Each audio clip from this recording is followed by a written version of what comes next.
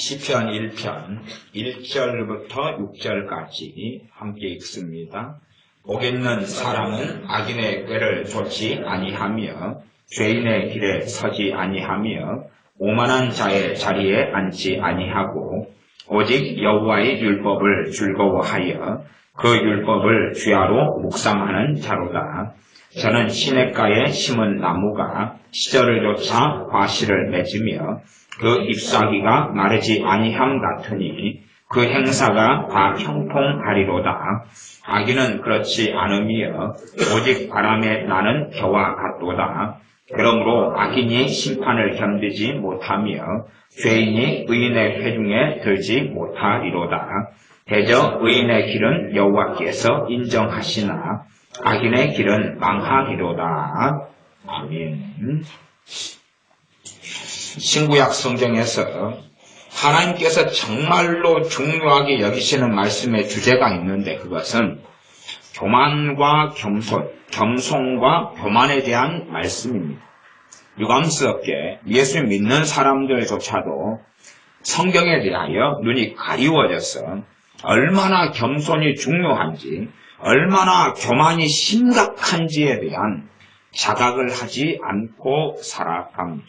그러나 반드시 정상적으로 예수 믿는 사람이라면 신약 구약의 66권의 전반적인 주제 가운데 정말 핵심적인 진리가 겸손이며 또한 교만하지 말라는 것에 대한 것이란 말씀을 우리는 깨닫고 알아야 됩니다. 그래서 오늘은 가능하면 시편의 서두는 실상은 시편의 150편 가운데 가장 핵심적인 것을 시작할 거 아니에요. 성경의 관점이 그런 관점이 많기 때문에 오늘 오전에 나누었던 고린도 전서 같은 경우도 가장 핵심, 다시 문제가 있는 고린도 교회에 대하여서 1장, 2장에서 복음으로 다시 그리스도의 십자가에 못 박히신 그리스도를 증거하면서 다시 본질로 돌아가게 하는 하나님의 말씀이었던 것처럼 시편 150편 가운데도 가능하면 1편, 2편 볼 텐데 1편, 2편의 핵심은 뭐냐 하면 겸손해라 하는 것이 일단은 다시 겸손에 대한 주제로 이야기하는 겸손해라. 잠언으로 가서 잠언 1장 또 2장 가능한 대로 그렇게 잠언 31장짜리인데 볼터인데 본질은 겸손해라는 것입니다. 제가 전에 산상수훈에 대하여 마태복음 강의할 때는 팔복이다면 하나씩 8시간에 걸쳐서 그래서 마태복음을 165시간에 걸쳐서 강의했던 적이 있습니다. 마태복음 강의하는데 1년 한 6, 7개월 정도 걸린 것 같아요. 그런데 그렇게 하면서 산상수훈 가운데 팔복이다 그러면 거기에 있는 중심적인 메시지와 가치가 뭐냐 그런 공통점을 찾아보면 겸손이라는 것을 알 수가 있습니다. 그러하면 베드로 사도를 통한 베드로 전서 말씀으로 말씀드린다면 겸손한 자에게는 하나님께서 은혜를 주신다는 것은 항상 진리가 됩니다.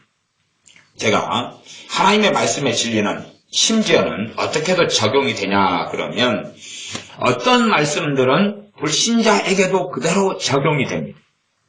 말하자면 너희가 무엇을 심든지 그대로 거두리라는 것은 신자나 불신자를 막론하고 벌어지는 진리입니다. 또한 불신자에게도 그대로 적용되는 진리가 겸손한 자에게는 은혜를 베푼다는 진리입니다. 어떤 사람이 주님을 만나느냐? 심령이 가난케 된 사람이 주님을 만납니다. 애통하는 사람이 주님을 만납니다. 내 힘으로는 어찌할 수 없어서 어이할고 하는 사람이 주님을 만납니다. 병에 대한 치유도 많은 믿는 사람들이 병을 앓고 살아갑니다. 그러면 우리 주님께서는 지금도 치유를 행하시고 우리 주 예수님의 이름으로 얼마든지 치유를 받을 수 있습니다. 그러나 실제로 우리 기도하는 치유 사역을 하는 우리 사역자들이 부족해서 치유가 안 일어나는 것도 많지만 유감스럽게 훨씬 더 많은 비율은 병든 사람들이 믿음으로 기도를 받지 않고 믿음으로 하나님께 치유를 구하지 않기 때문에 그렇습니다. 훨씬 더 많은 이유가 병들었는데 말하자면 고치려면 고쳐놔라. 그러나 자기 안에는 믿음이 없습니다. 치유하는 믿음이 없어요. 너가 믿으면 하나님의 역사를 보리라. 주님이 말씀하셔도 본인은 치유의 믿음은 없어요.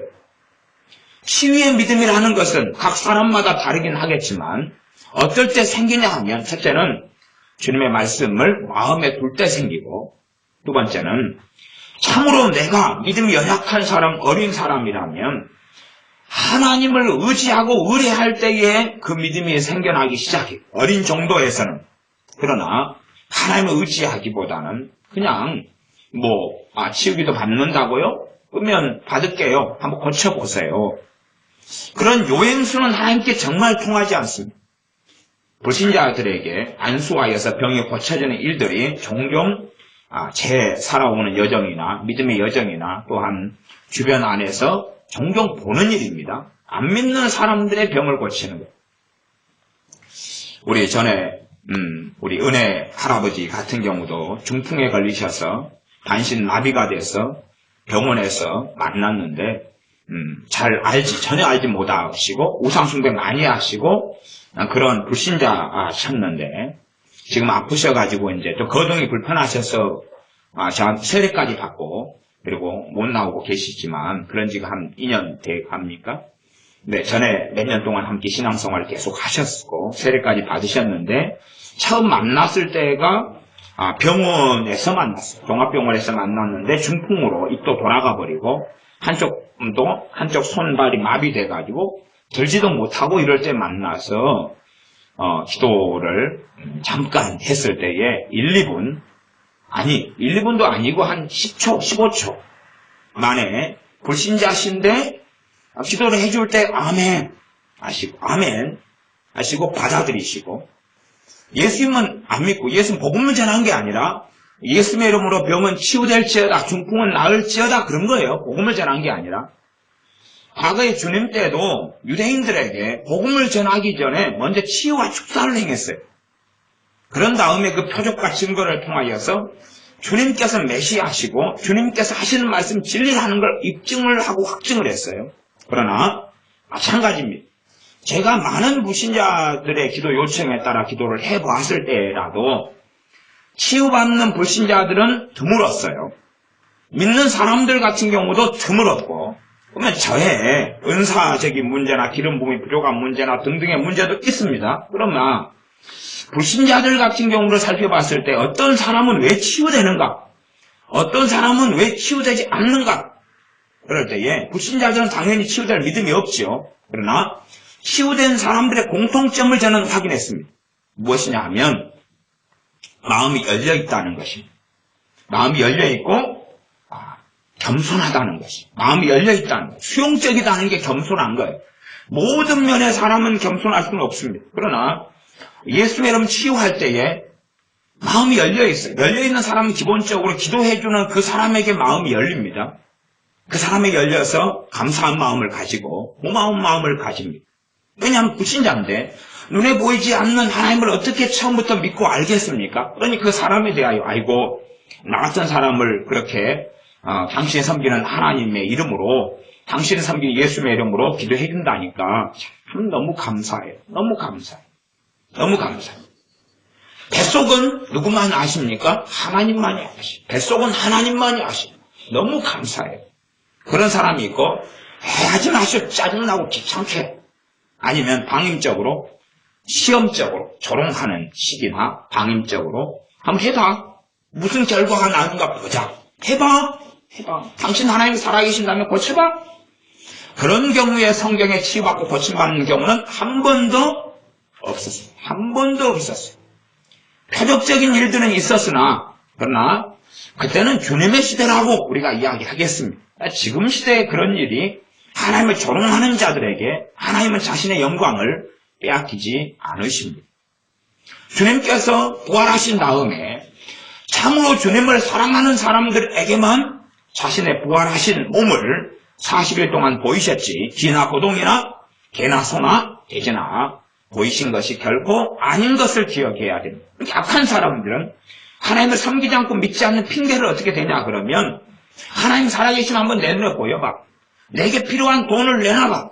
내 사업을 성공하게 만들어봐. 그러면 하나님 계신 줄 내가 믿어볼 마음이 있어. 하나님을 믿는다는 것이 무슨 뜻인지도 모르는 모양입니다. 말하자면 이게 보드카바야. 이게 보드카바인지 믿을래? 믿을게. 그런 개념으로 생각하는 것 같아요. 그러나 봐봐. 아내와 남편이 있다. 그러면 너 남편 믿지? 그래. 믿을 만한 사람이지. 너 아내 믿지? 믿을 만한 사람이지. 믿을게. 그런 개념이라고 생각하는 것 같아. 믿음이라는 개념은 세상에서 사용하는 것과 성경에 사용하는 것이 다릅니다. 하나님을 믿는다고 이야기할 때는 하나님의 살아계심을 믿는 것만이 아니라 하나님을 믿는다면 그의 말씀에 복종하고 그분 앞에 경배하고 그분께 순종하는 것을 이야기하는 거지. 존재가 살아계셔. 그래, 내가 당신 믿어준 거야. 그런 것이 무슨 소용이 있냔 말입니다.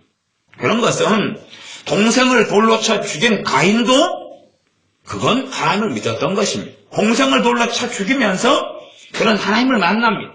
하나님께 죄송합니다. 그리고 하나님께서 그에게 너 동생 어디 있느냐 물으니까 하나님을 믿는 가인이 뭐라고 이야기합니까? 내가 동생을 지키는 자니까 왜 나한테 동생을 찾아요 하나님? 하나님 믿지 않습니까? 그러나 하나님께서는 그것을 믿는다고 인정하시는 게 아니라 그 말이에요. 그러니까 세상의 믿음은 자기 마음대로 살면서 하나님 존재하지요? 네, 믿는 거예요. 예수님 존재해요. 믿는 거예요. 예수님 십자가에서 달리셨어요? 그래요. 부활했어요. 믿어줄게요. 그러나 나는 내 인생과 내 삶을 살 거예요. Don't touch me. 날 건들지 마세요. 나를 건들면 나는 기분 나빠요. 대신 내가 당신에게 얼마나 우호적으로 할지는 당신이 내게 하는 걸 지켜본 다음에 할 거예요. 당신이 내게 재미나게 하고 행복하게 하고 복지를 주고 돈을 주고 명예를 주고 명성을 주고 그런 것들을 주면 건강을 주고 그렇게 하면 내가 당신을 좀 믿어줄 수 있고 당신이 내가 원하는 걸 충족시키지 않으면 내가 당신에게 줄 수 있는 것은 없어요. 그런 것을 많은 사람들은 믿는다고 생각하죠. 그러니 예배당에 나와도 하나님 말씀을 통해 자기가 변화해야 된다는 것을 생각하지 않아요. 변하려고 하는 마음 자체도 없고 변하려면 하나님의 말씀이 아니면 변할 수 없다는 것을 전혀 자각하지 않아요. 그냥 방임적으로 멈춰있고 되는 대로 살아가며 완심하지요. 성경의 핵심 가치 중에 하나는 겸손합니다. 불신자들 가운데도 병이 아프고 힘든데도 치유받는 경우가 있는데 그런 사람은 마음이 가난한 사람들이고 마음이 온유한 사람들이고 열려있는 사람들의 경우에는 치유가 나타나는 걸 봅니다. 유감스럽게 거꾸로 믿는다 하는데도 치유가 일어나지 않는 많은 사람들이 있어요. 많은 사람들이. 저는 심지어는 어떻게든 생각하냐 그러면 마음이 열려있는 불신자 10명 열려있다 그러면은 치유기도 해줄게요. 아이고 감사해요. 아이고 그래도 하나님 믿는 목사님이 치유기도 해준다니까 감사. 이렇게 송구할 때가 있나. 그러면 그런 사람 10명 모아놨다 그러면 정말로 그들 가운데 대부분은 치유됩니다. 대부분은 치유돼요. 믿는 사람들은 이제 목사님이나 아니면 기도하는 사람들 너무 익숙해요. 왜 익숙하냐 그러면 자기들이 기도를 하나님께 자기도 개인적으로 일절로 하고 살아갈 거 아니에요. 그러나 별일 없어요. 목사님도 대한민국에 한 10만 명 가까이 있고 많이 만나고 보고 아이고 내 사촌 오빠도 목사님이에요. 내 작은 아빠도 목사님이에요. 큰 아빠도 목사님인데 개떡 같아요. 개떡 같아. 옛날 개떡 참 맛있었습니다. 저는 옛날 이야기를 하는 거예요. 옛날 개떡 얼마나 좋아해서 저 간혹 가다가 어머니 옛날 개떡 좀 해주실 수 없어요? 그럽니다. 묘한 건 아니에요.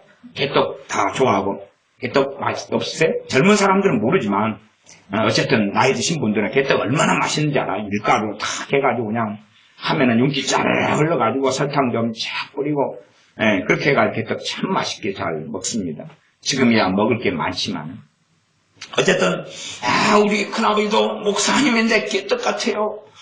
그렇게 해서 하면서 익숙하다 그 말이. 제가 불신자하고 신자하고 있어요. 불신자하고 신자하고. 그러면 이제 예수 믿는 사람하고 안 믿는 사람하고. 제가 안 믿는 사람한테, 안 믿는 사람 불신자에게 제가 위에서 기도해 드릴게요. 감사하지요. 고맙지요. 그런 이야기를 좀 많이 들어요. 안 믿는 사람한테 위에서 기도해 드릴게요. 예, 고맙지요. 그런데, 고맙지요. 그런 사람도 있고, 예, 그런데, 진짜 대부분 믿는 사람은 고마워하지 않아요. 대부분이 믿는 사람은 고마워하지 않아요. 당신 기도해 준다는데, 해나 마나. 나도 해보니까 아무 일 없어. 아무 일 없어. 정말로 믿음을 가진 사람은 기도에 대해서 누구에게 아뢰입니까? 하나님께 아뢰죠. 그에 대해서 기대감을 가지고 있게 돼요. 기대감을. 이게 믿음의 표현이, 믿음이 나타나는 모양과 열매 중에 하나가 기대감이에요. 기도하니까. 근데 그게 없어요. 자, 얼마나 예수 믿는 사람들이 믿음이 없는가를 많이 확인하게 됩니다. 자신들이 기도해봐도 아무 일이 없었다는 거예요. 그러니 당신이 기도해준다 그래서, 목회자 당신이 기도한다 그래서, 혹은 함께 지금 기도하자 그래서 특별한 일, 대단한 일이 안 벌어질 줄은 나도 안다. 요행수는 바라보겠지만, 그러나 그 특별한 일이 있겠느냐? 나도 기도했다 10년간. 그런데 별일 없더라. 그래서 제가 그런 이야기를 하지 않습니까? 교회 예배당이 있는 큰 빌딩 건물 안에 한 층은 예배당인데 그 위층이 이 술집이 들어왔어요. 단란주점인가 들어왔어요. 그래가지고 이제 성업을 했어요. 그러니까 이 오바이트 막 계단에 그렇고 술 취한 여자들 왔다 갔다 하지 막 그렇게 되니까 교회가 기도회를 했어요. 저 위층이 망해가지고 단란주점이 없어지도록 기도했어요. 기도했더니 단란주점이 망해버렸어요. 손님이 어릴 때 끊어지고 망해버렸어요. 단란주점 사장님이 그 교회를 상대로, 교회와 목사님을 상대로 소송을 걸었어요. 재판에 들어갔어요. 그래서 이제 재판을 걸었는데, 단란주점 사장님의 주장은 그래요. 당신들이 기도를 했기 때문에 우리가 망했다. 그러니까 목사님과 성도님의 주장은 그래요. 목사님이, 아니, 우리가 기도한다고 망했겠느냐? 망하려니까 망했지. 그래서 판사님이 판정을 내렸어요. 이것은 무죄, 목사님은 무죄. 대신 그 다음에 추가로 단란주점 사장님은 하나님을 믿는 기도에 대한 믿음이 있고 목사님과 교인들은 믿음이 없습니다. 그러나 법적으로는 목사님이 그렇지 않다 그러 교회가 그렇지 않다 그러니까 무죄입니다. 그러나 판사인 내가 보는 입장에서는 일단 무죄로 판정됐지만 오히려 단란주점 사장님이 하나님을 더 믿고 목사님과 교회는 안 믿더라. 그런 거예요. 과거에 그런 일도 있잖아요. 한 마을 사람들에게 극심한 가뭄이 전국적으로 들었지만 그 마을은 훨씬 더 심각했어요. 그래서 마을 사람들이 많이 예수를 믿으니까 교회에서 모여서 하나님 비를 달라고 기도하기로 해서 이제 모였어요. 모였는데 간절히 하나님께 막 부르짖어 기도하는데 장대비 같은 소나기가 내리기 시작하는 거예요. 너무 비가 심하게 오니까 다른 사람들이 집으로 돌아가질 못해. 밭으로 들러 나가야 되는데 어딘가에 내려야지요. 못 가는 거예요. 한 아이만 비옷을 입고 우산을 쓰고 집에 가는 거예요. 야, 너는 왜 비옷 가지고 우산 가지고 왔냐? 그러니까 아니 목사님, 집사님들 비옷 해달라고 기도하러 갔잖아요. 그럼 비 줄 거 아니에요. 그래서 준비해 갔지요. 그러나 비 내리게 해달라고 하나님께 기도하러 모인 사람들은 아무것도, 왜? 기도해도 비 안 올 거니까. 그런 거와 비슷합니다. 베드로 사도를 풀어달라고 하나님께 교회는 밤새워 기도합니다. 그런데 막상 베드로 사도를 하나님 풀어줘가지고 베드로 사도 문을 두드리면서 나왔다고 막 두드는데 계집종 하나가 와서 어이구 베드로 사도님 너무 좋아가지고 어이구 잠깐 기다리세요. 내가 먼저 알려드리고 베드로 사도님이 오셨어요. 우리의 기도가 응답되었어요. 그러니까 미쳤어? 미쳤어? 아니 진짜라니까요. 그러면 진짜 죽어가지고 유령이 왔다. 유령이다 그랬습니다. 유령이 왔다. 예수님이 바다 위를 걸어오시니까 사도들이 뭐라 했어요? 유령이다. 그랬죠. 우리 정말로 밤새워 기도하는 교회가 그 성령 충만했던 교회 성령님의 역사로 각 사람마다 불임했던 교회 교인들이 믿느냐 그 말이에요. 믿으면 아마 계집종의 믿음 때문이고 아까 우산이나 비옷을 챙겨간 그 어린아이의 믿음 때문에 응답된 거겠죠. 그만큼 실제로 정말 믿는 사람들과 만나보면 믿음이라는 게 어디 있는지, 그 다음 믿음이라는 뜻도 모르고 개념도 모른 채 이상한 세계 속에 살아갑니다. 이상한 세계 속. 이거대야 믿음의 실체로 완전히 덮어버리는 개념 중에 하나가 행함 있는 믿음이라는 거. 이 행함 있는 믿음은 굉장히 중요한 개념이고 중요한 것인데 아무데나 갖다 쓰면 안 돼요. 여러분의 차가 외제차여서 한 3억짜리라고 합시다. 그러면 차 키가 있겠죠. 삑 누르는 키든지. 그러나 그걸 여러분 대문을 향해서 삑 누르면 대문이 열립니까? 아니 여러분 3억짜리 차라도 그 차에 대놓고 삑 눌러야지 그 차만 삑 하고 열리면서 찍찍하면서 부릉부릉 해갈 준비할 것 아닙니까? 그러지 아무데나 들이대고 그래서 오이고 저 아가씨 이쁘네. 그러니까 아가씨만 확 열려가지고 오이고 나도 당신 이뻐. 우리 결혼할까? 그럴 거냐 그 말이에요. 아니 아무데나 들이쓰라고 있는 말씀이 아닌데 성경의 어떤 구절 부분을 가져와가지고 문맥하고 상관없이 아무데나 갖다 들이쓰는데 행함 있는 믿음이란 그런 데 갖다 쓰라고 있는 게 아니에요. 써야 될 때만 쓰는 거예요. 물론 행함 있는 믿음에 대한 현대 신학 사조나 흐름의 이런 방향을 모르시는 분들에게는 좀 어려운 이야기가 되겠습니다. 아는 분들은 그런 부분을 이해하고 있어야 됩니다. 그래서 실제로 우리가 얼마나 이 몸이 아프고 그럴 때 치유를 받는데 믿는 사람에게는 반드시 믿음을 요구하실 거 아니에요. 주님은 여러분이 사복음서를 눈 뜨고 봐보세요. 믿음을 요구 안 하시는지. 주님은 믿음을 요구하거든요. 너 믿느냐? 믿느냐? 너가 믿으면 이라고 믿느냐라고 믿음을 요구하시는데 예수 믿는 사람은 성경을 안 봐버려요. 안 보니까 얼마나 편합니까? 안 보니까 무식은 무죄인 거예요. 아니요. 무식한 건 죄입니다. 근데 무식한 거 진리에 대한 무식을 무죄라고 생각하고 난 모르니까. 나 몰라. 그러니 고치려면 하나님 고쳐주세요. 하나님이 그냥 고쳐야 되는 거예요. 고쳐주세요. 성경의 원리는 고쳐주세요 하지만 믿음으로 고쳐주세요 해야 되거든요. 믿음으로 고쳐주세요. 간혹 어떤 분들은 제게 물어요. 목사님, 믿음이란 무엇입니까? 물어요. 그래서 제가 믿음이란 무엇인가에 대해서 1시간짜리, 1시간 반짜리 설교들을 사실 여러 번을 해왔어요. 여러 번을. 그러지만 물어요. 목사님, 믿음이란 무엇입니까? 물어요. 정말 그것이 간단한 과목이고 쉽게 깨닫고 이해될 수 있고 쉽게 가질 수 있다면, 그렇다면 최고의 스승인 예수님께 배운 제자들이 믿음이 없다고 공생의 3년이 되는 시간의 마지막에 주님께 책망을 받을 이유가 있겠습니까? 없겠습니까? 1시간 교육 받으면 반짝반짝반짝 IQ 300, 믿음 300% 충전, 그럴 것 아닙니까? 그러나 주님께 배우고 주님과 함께 먹고 마시고 살고 말씀의 비밀을 계속 듣는 사도들도 믿음이 제대로 생겨요? 안 생겨요? 안 생겨요. 예수에 대한 믿음은 가지고 있어요. 그것조차도 흔들릴 때가 많았다는 것을 여러분은 성경을 보시면 압니다. 그런 예수를 메시아로 믿다가도 진짜 메시아인 게 드러나니까 또 깜짝 놀라는 거예요. 희한해요. 응? 말하자면 예수님을 메시아로 믿다가 주님께서 바다와 파도를 잠잠하게 만드셔요.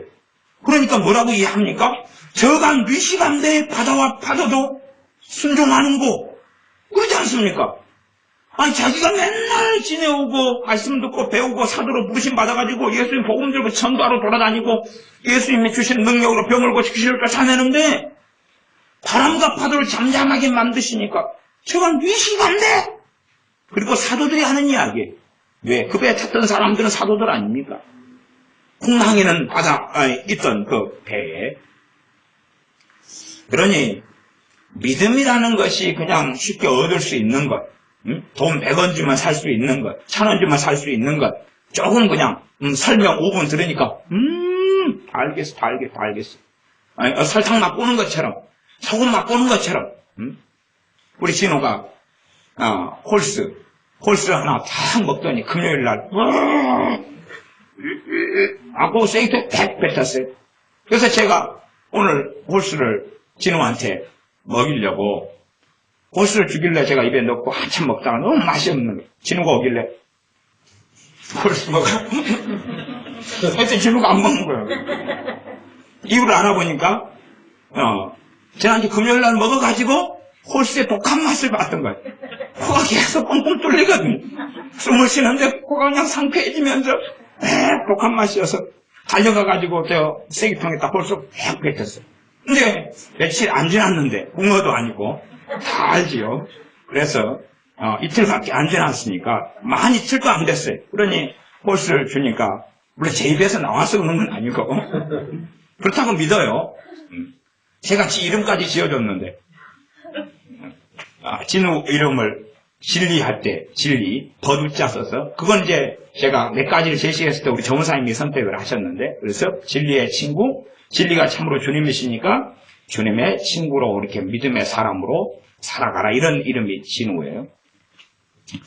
이름을 많이 짓다 보니까 이제 지금은 저도 잔머리꾼이 돼가지고 그리고 기도하고 잔머리를 많이 굴리고 그러죠. 가게 이름 지어주는 거 진짜 싫어하고 가게 이름 장사 안 되면 목사님이 계시를 받아가지고 이름을 지어야지. 그러니까 이제 곤란하고 사람 이름 짓는 건 좀 이제 쉬워지고 그런 것 같아요. 예수님 믿는 사람들이 그렇게 쉽게 믿음이 생겨나고 믿음을 깨닫고 알게 되면 그러면 히브리서 말씀에 너희가 마땅히 선생이 되어야 할 터인데 히브리서 5장 너희가 아직도 그리스도의 도의 초보가 무엇인지 누구에게 배워야 할 자가 되었도다라고 히브리서 성경 기록됩니까? 안 됩니까? 안 되지요. 안 되는 거예요. 그러니까 사람들은 참 간단하고 편리하고 말 한마디를 좋아하는 것 같아요. 그래서 제가 아니 그렇게 믿음이 간단하고 쉬우면 내가 1시간 반짜리 설교를 3번, 5번 믿음 시리즈에 10번씩 할 이유가 뭐가 있겠습니까? 도대체 나도 한마디로 끝내고 싶어. 입 아프고 이빨도 빠져가지고 이빨 치료하고 있고 길게 하고 싶지 않아요. 나도. 그러면 나 같은 사람한테 배우면 주님한테 배우는 것보다 얼마나 더 어렵겠냐. 주님한테 배우던 사도들이 그냥 보통 사람들도 아니고 이해를 못하고 못 깨닫고 믿음이 안 생겼는데 근데 우리같이 평범한 소시민 같은 목회자들한테 배워가지고 얼마나 더 잘 알겠어요. 그러하면 주님께 우리가 직접 배우는 게 아니라 말씀을 통해 배우니까 우리는 더 믿음 가운데 나아가야 되고 쉽게 믿음을 생겨나는 문제가 아니라 더 열정적으로 주의 말씀을 마음에 두고 살아가야 돼. 그러나 교만한 사람들의 특성은 책임을 전가하기를 원하죠. 그래서 자기가 믿어야 되는 것을 하나님이 하라 그러는 거예요. 과거에 애들끼리 욕을 하고 살 때에 유행했던 것이 있어요. 저도 좀 써먹었는데 애들이 친구 하나가 욕을 막 해요. 초기에 나왔을 때는 정말 히트작이었는데 애들이 막 샬라샬라샬라 욕을 딱 하면 가만히 듣고 태연하게 한마디 해요. 반사. 그러면 그때 초기에 나왔을 때 애들이 기겁을 하면 몰랐어요. 에? 기분이 훨씬 나빠요. 다시 샬라샬라. 반사. 그럼 저쪽에서 이제 역반사 이렇게 나오거든요. 나는 반에 반반사. 결국은 이제 욕은 사라지고 반사만 남아요. 반사. 서로 간에 반사. 초기에는 상대방이 기절할 정도 놀랐습니다. 욕을 막 10분간 막 하는데 태연히 있다가 반사! 갑자기 충격을 받아가지고 나중에는 이제 도망을 다녔어요. 왜 그러냐면 반사할 때 이 각도에 그 사람이 있어야 되거든요. 그러니까 이게 문을 딱 열어놓고 반사한 다음에 문을 막아버리는 거예요. 반사할 때 이게 레이저가 안 나가거든요. 문에 막혀가지고 자식 까불고 있어. 그리고 반사하고 싹 피해버리는 거예요. 반사 받을 때 도망가 버리죠. 우리 어릴 때 초기에는 정말로 강력한 무기였어요. 그것이 나타나지 않았을 때는 욕하면 막 욕으로 대항을 했어야 되는데 나타난 다음에 심사적으로 끝장을 냈어요. 반사. 그 다음에 이제 그쪽에서 공격하고 내가 도망갈 곳이 없으니까 그 다음에는 그걸 준비했죠. 기마개. 반사한 다음에 기마개를 꽂아버려요. 그 상대방이 반사해도 안 들려? 응? 그래가지고 대응을 했죠. 그래서 주로 제 친구들은 절도를 했죠. 그게 똑똑한 사람은 그러는 거예요. 괜히 더럽게 막 욕을 할 필요가 없어요. 반사하고 저기서 역반사하기 전에 또 길을 막아버려요. 그러면 이제 다 절도했어요. 요즘도 현기증으로 고생한다는 이야기를 간혹 듣습니다. 정말로 이 교만한 사람들은 자기가 해야 될 걸 하지 않고 하나님이 믿으시오. 나는 하나님께 해달라고만 할게요. 고쳐달라고만 할게요. 그러니까 하나님이 이렇게 해라. 이걸 반사 하나님한테 하는 거예요. 하나님께 통할 것 같습니까? 친구끼리나 통하는 문제지. 응? 너희는 겸손해라. 반사. 나를 겸손하게 만드시오. 나는 그럴 용의가 없으니까. 응? 믿어라. 아니 믿게 만드시오. 반사. 반사. 마귀를 쫓아내라. 대적하라. 반사. 당신 쫓아내시오. 당신이 내게서 마귀를 쫓아내시오. 아니 마귀를 대적하라 그래야만 너희를 피하리라. 반사. 하나님이 쫓아내시오. 하나님이 요놈들 봐라. 그런 삶 속에 우리가 들어갑니다. 그러니 믿는 사람들 만나면 믿는 사람들 같이 완고한 사람들이 드물어요. 기도에 대해서 안 믿어요. 응답에 대해서 안 믿어요. 응답에 대해서 안 믿어요. 자기가 믿음이 없어가지고 내가 기도하는데 응답이 안 되더라. 그러면 최소한 다른 집사님들이나 다른 성도님들이 우리가 함께 기도합시다. 그러면 이제 기대감을 품어야 돼요. 그렇지도 않아요. 왜 자기 기도만 응답을 안 믿을 뿐만 아니라 다른 사람이 기도하는 것도 안 믿어요. 그냥 태만해요. 아이고 지금까지 기도해봤는데 아무 일 없었어요. 그러니 뭐 특별한 일이 뭐가 있겠어요. 그런 이 심령이죠. 그 심령에는 그 메마른 황야 같은 그 심령에는 아무리 좋은 씨를 뿌려도 열매가 맺을 수가 없습니다. 그래서 많은 사람이 믿는 사람이 병들어 아파서 죽어가지만 하나님의 치유를 받는 사람은 소수가 되는 게 유감스러운 일입니다. 하나님의 무능력해서가 아니라 예수님 믿는 사람이 믿지를 않는다 그 말이에요. 왜 안 믿어요? 교만하니까. 그건 교만이죠. 교만이. 이 교만 자기의 생각, 완고한 생각을 꺾어버리려고 하지를 않는다 그 말이에요. 그러나 유감스럽게 많은 믿는 사람들은 자신이 겸손한 줄로 알거나 최소한은 교만하지는 않다고 생각하는 거예요. 성경에 얼마나 중요한 주제가 교만이고 겸손인지. 그래서 오죽하면 주님께서도 이 겸손을 얻으려면 나는 온유하고 겸손하니 내게로 와서 나의 멍에를 메고 내게 배우라. 그러면 너희 마음이 쉼을 얻는다. 쉼을 얻는 것은 무엇 때문입니까? 겸손과 주님의 온유를 배우니까 뭘 얻어요? 쉼을 얻는 거예요. 예수님 믿는 사람이 믿어서 맨 처음 거듭나고 그리고 성령님이 임하시고 이때에 쉼을 좀 얻는 것처럼 보여요. 그러나 주님께 와서 주님의 멍에를 메고 주님의 겸손과 온유를 배우지 않으면 이제는 마음의 쉼이 사라지고 쉼을 얻지 못하는 거거든요. 그러나 자기가 쉼을 얻지 못하는 것은 주님의 그 마태복음 11장의 말씀에 의하면 11장이죠. 제가 애를 몇 명 낳은 다음에 기억력이 쇠퇴해가지고 장수가 자꾸 깔려요. 애를 조금만 낳으셔야 돼요. 그냥 5 낳다 보면 좀 복잡해지니까. 그래서 주님께서는 나는 온유하고 겸손하니 내게 와서 나의 멍에를 메고 배우라 그랬는데 주님께 배울 생각도 없어요. 멍에도 메지 않아요. 그리고 쉼이 없으니까 왜 당신 내게 쉼을 주지 않느냐? 왜 내게 마음의 안식과 쉼을 주지 않느냐 그래요. 왜? 성경도 제대로 안 읽어보고 주님 말씀을 안 들어보면서 오이고 주님 내가 당신 믿는다고 했어요. 믿습니다. 그래 평안 줘야 돼요. 내가 너에게 평안을 주노라. 이 평안은 세상이 준 것 같이 아니 평안이나 쉼이나 같은 말 아니에요? 그에 대해서 부족한 부분을 주님의 다른 데서 말씀해 놓으셨거든요. 그러면 연결해가지고 요거하고 연결되는 말씀이구나. 그래서 주님이 지금 평안을 준다는 것은 복음의 이야기고 십자가를 통하여서 내가 대가를 지불하는 문제가 아니라 선물로서 오는 거구나. 그러나 그 선물을 받으려면 내가 온유와 겸손을 배워가면서 그 쉼이나 안식은 더 놀라워지고 그 평안은 더 놀라워지는 것이구나 하는 이해를 해야 되는데 그렇게 하지 않고 당신 평안을 준다니까 많이 줘봐. 지금 다 떨어졌어. 빨리빨리 또 보내.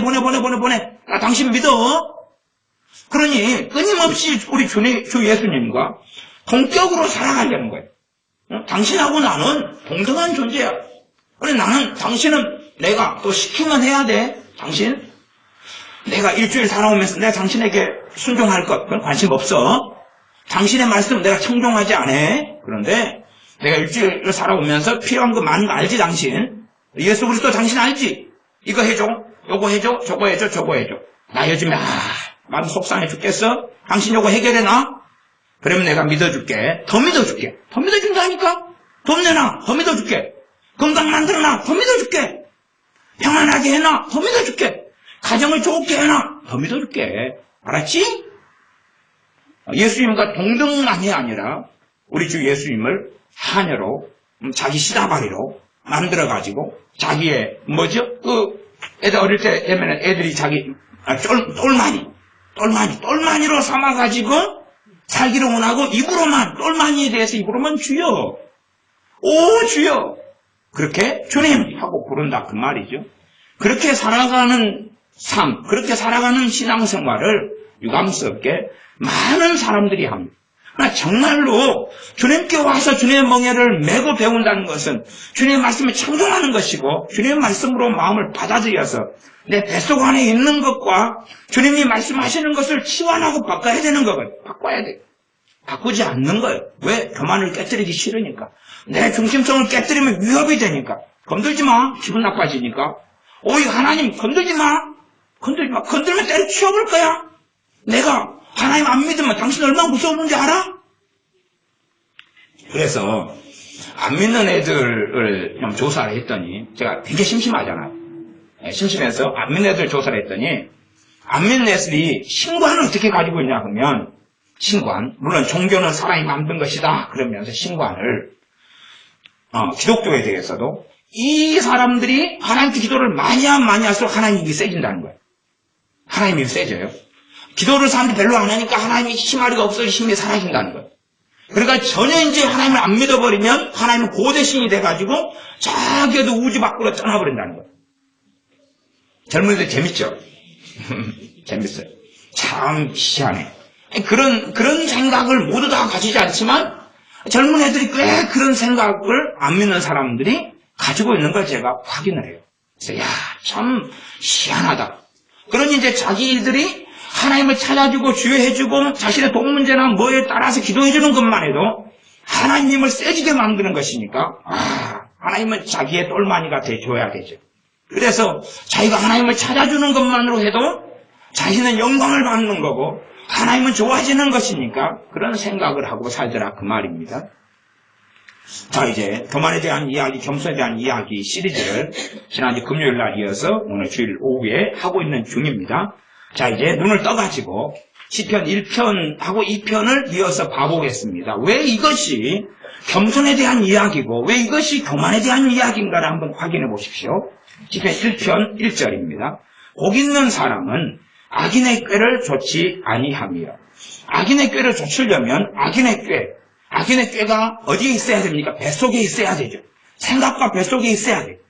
악인의 꾀가 뱃속에 있으면 하나님의 말씀이 뱃속에 들어오지 않지요. 그걸 먹는 거예요. 왜요? 자기에게 이익이 되고 편리하고 모함직하고 먹음직스럽고 자기가 가지고 있는 가치관하고 악인의 꾀가 같으니까 악인의 꾀를 받아들이고 그걸 따라가는데, 정말 복 있는 사람은 악인의 그 꾀를 따르지 않는다. 두 번째, 죄인의 길에 서지 않는다. 죄인의 길에 서지 않는다. 죄인의 길은 어떤 길입니까? 내 것이 아닌 것을 내 것이라고 주장하는 길이에요. 지금 현재 대한민국 사회에 무서운 것은 노동조합 같은 것인데, 이 노동조합이나 많은 노조, 특별히 이제 저는 어떤 노조를 이야기하냐면, 대한민국의 노조운동의 핵심에는 그 강경노조인 금속노조나 아니면 국가 그 노동조합의 그걸 뭐라 그러죠? 걔네들을? 노동조합 국가에 사는 걔네들 그 강경노조나 이런 민노총, 걔네들 민노총이나 또 하여튼 그런 친구들, 제 친구들은 아니에요. 어쨌든 그 친구들이 노동자들을 규합했는데 그것을 귀족노조라고 그래요. 말하자면 대한민국 노동자들의 10%가 안 되는 숫자예요. 그런데 100% 노동자를 대변한다고 하면서 온갖 거짓말하고 지그 챙겨 먹을 건 다 챙겨 먹고 그러는 가운데서 이제 노동운동을 해요. 그러나 노동운동의 기치 중에 핵심 중에 하나는 뭐냐 그러면 대기업을 무너뜨려 가지고 대기업이 가지고 있는 재산을 나눠 먹겠다는 거예요. 나눠 먹겠다. 그래서 대기업을 무너뜨리고 전복시키려는 것이 그들의 핵심 가치예요. 말하자면 프롤레타리아 혁명이죠. 노동자 내가 주인이다. 사장 당신이 주인이 아니야. 다시 말하면 여러분이 어느 식당에 취직을 했어요. 그러면 그 사람들 논리는 뭐냐 그러면 식당에서 이제 내가 일을 하죠. 알바를 하든지 일을 하고 설거지를 하든지 하면서 식당 주인 내 이놈 너가 내 돈을 다 돌라먹어. 이 식당은 바로 내 것이야. 그 말이거든. 그러니까 노동자로 회사에서 자기를 불러가지고 취직했어요. 그 정규직이든 비정규직이든 사원이 됐어요. 근데 이들이 뭐라고 주장하냐 그러면 회장, 사장, 주식하는 너희들 대주주들 이 나쁜 놈들아 이 회사는 바로 내 것이야. 그것이 노동조합의 핵심 가치예요. 이것이 뭐예요? 악인의 길이죠. 죄인의 길이고 악인의 꾀거든. 이것을 주장하는 거예요. 대한민국의 노조운동에 빠져버린 사람들이 이것을 뱃속에 품는 거예요. 욕심과 탐욕을 통해서 내가 지금 가지고 있는 소유물이 부족해. 너희들 남아돌잖아. 그건 내 거야. 내놔. 어떻게 뺏을 것인가? 저들은 안 내놓거든요. 그래 뒤집어 엎어버리고 전복하고 파괴시켜버리고 때로는 죽여버리고 모함하고 전략을 짜고 자기 사람을 심어가지고 깨트려버리고 이간질을 하고 아니면 공장에서는 공장 스톱시켜버려요. 공장 스톱시켜버려요. 못해. 영업 못해. 일 못해. 그래서 이번 11월 14일 이 폭동 11, 14 폭동 이제 제 역사책에는 11, 14 폭동 2025년 11, 14 폭동 거기에는 끊임없이 그냥 아무 관련도 없는데 역사 교과서하고 먹고 사는 것하고 어떤 의미에서는 별로 관련도 없잖아요. 근데 프랭카드나 다 노조가 써가지고 어느 기업이든 이 회사 중지시켜. 공장 라인 가동 멈춰. 다 멈춰. 기차도 멈춰. 그리고 다 모여. 그리 모여. 그래가지고 완전히 뒤집어 엎어버리고 전복시켜버리자. 이 썩을 놈의 대한민국. 그것이 모토지요. 정말로 이들의 뱃속 안에 들어가 있는 게 뭐냐 그 말이. 뭐냐. 회사가 자기를 취업시켜주고 그렇게 했으면은 회사 사규에 순종하고 복종하면서 오히려 자기 같은 걸 불러줘가지고 일을 시키니까 얼마나 감사해. 정말로 그 좋은 자리에 그 자리에 들어가기를 원하는 정말로 많은 사람들이 있다는 것은 알아야 될 거 아니에요.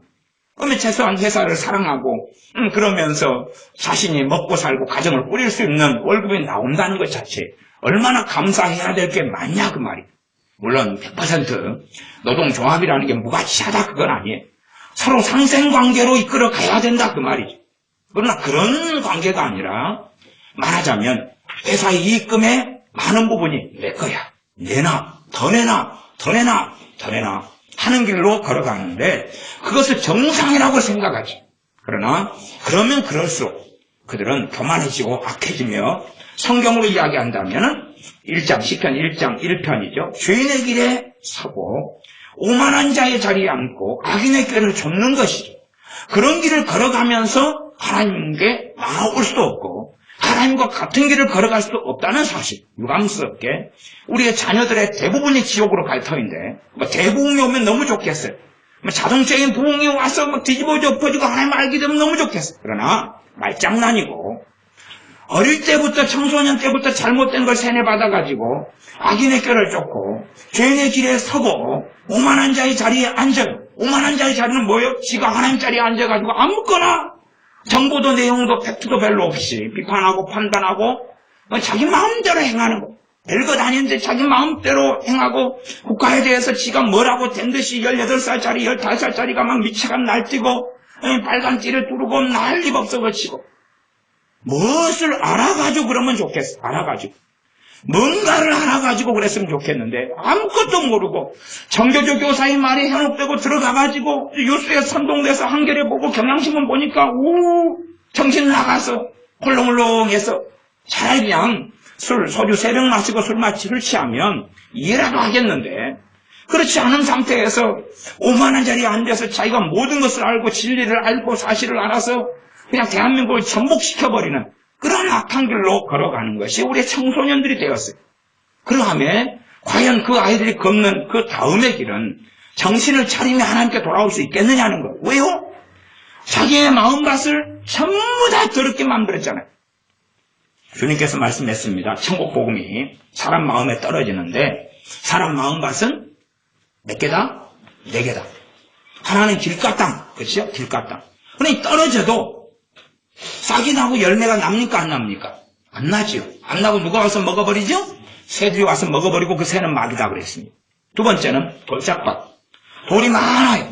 아니면 바위 위에 흙만 약간 덮여 있어요. 그러니 씨가 떨어져가지고 싹이 났는데 가뭄이 들고 햇빛이 너무 세니까 말라 비틀어 죽어버려요. 세 번째는 가시덤불. 풀숲이죠, 풀숲.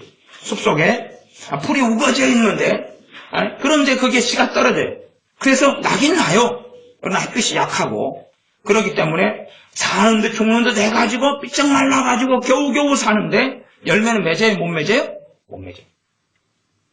네 번째는 기름진 밭, 옥토밭. 거기에 떨어지니까 30배, 60배, 100배, 거꾸로 성경은 100배, 60배, 30배 결실한다고 나와 있어요. 그거에 대한 성경은 천국 복음이라고 이야기합니다. 천국 복음. 그러니 그 10분의 비유는 첫째는 구원에 대한 것입니다. 두 번째는 말씀의 역사에 대한 일반적인 말씀으로 해석할 수도 있어요. 그러나 근원적으로 성경 본문상으로 한다면 구원받는 사람들이 어떤 사람이 구원받는가? 옥토밭을 가진 사람. 그럼 여러분 아시지 않습니까? 제가 이제 농업 교사 출신이고 그 다음에 사범되지만은 농업을 하면서 대학 시절을 보냈습니다. 저는 도시 사람. 제가 서울에 가니까 사람들이 시골 사람 왔다고 그러는데 저는 여수 특별시 사람이. 그래서 농사를 안 짓고 살았어요. 물론 제가 1년에 많은 시간들이나 많은 것들을 지게도 지고 그 다음에 소를 풀뜯기로 돌아다니고 그것은 제 고향이나 섬이니까 섬에 가면 다 소 있으니까 이제 가면은 방학 때 2달 되면은 소축기로 돌아다니고 장작패로 다니고 뭐 그런 이제 경험은 못 가진 경험은 참 많지요. 그러지만 본질적으로 도시 사람이 도시 사람인데 그러니까 농사를 짓고 살아가는 삶이 아니라 밭이 집에 소유하고 있는 사람이 아니다 그 말이죠. 너무 그냥 밭을 이용하는 사람이에요.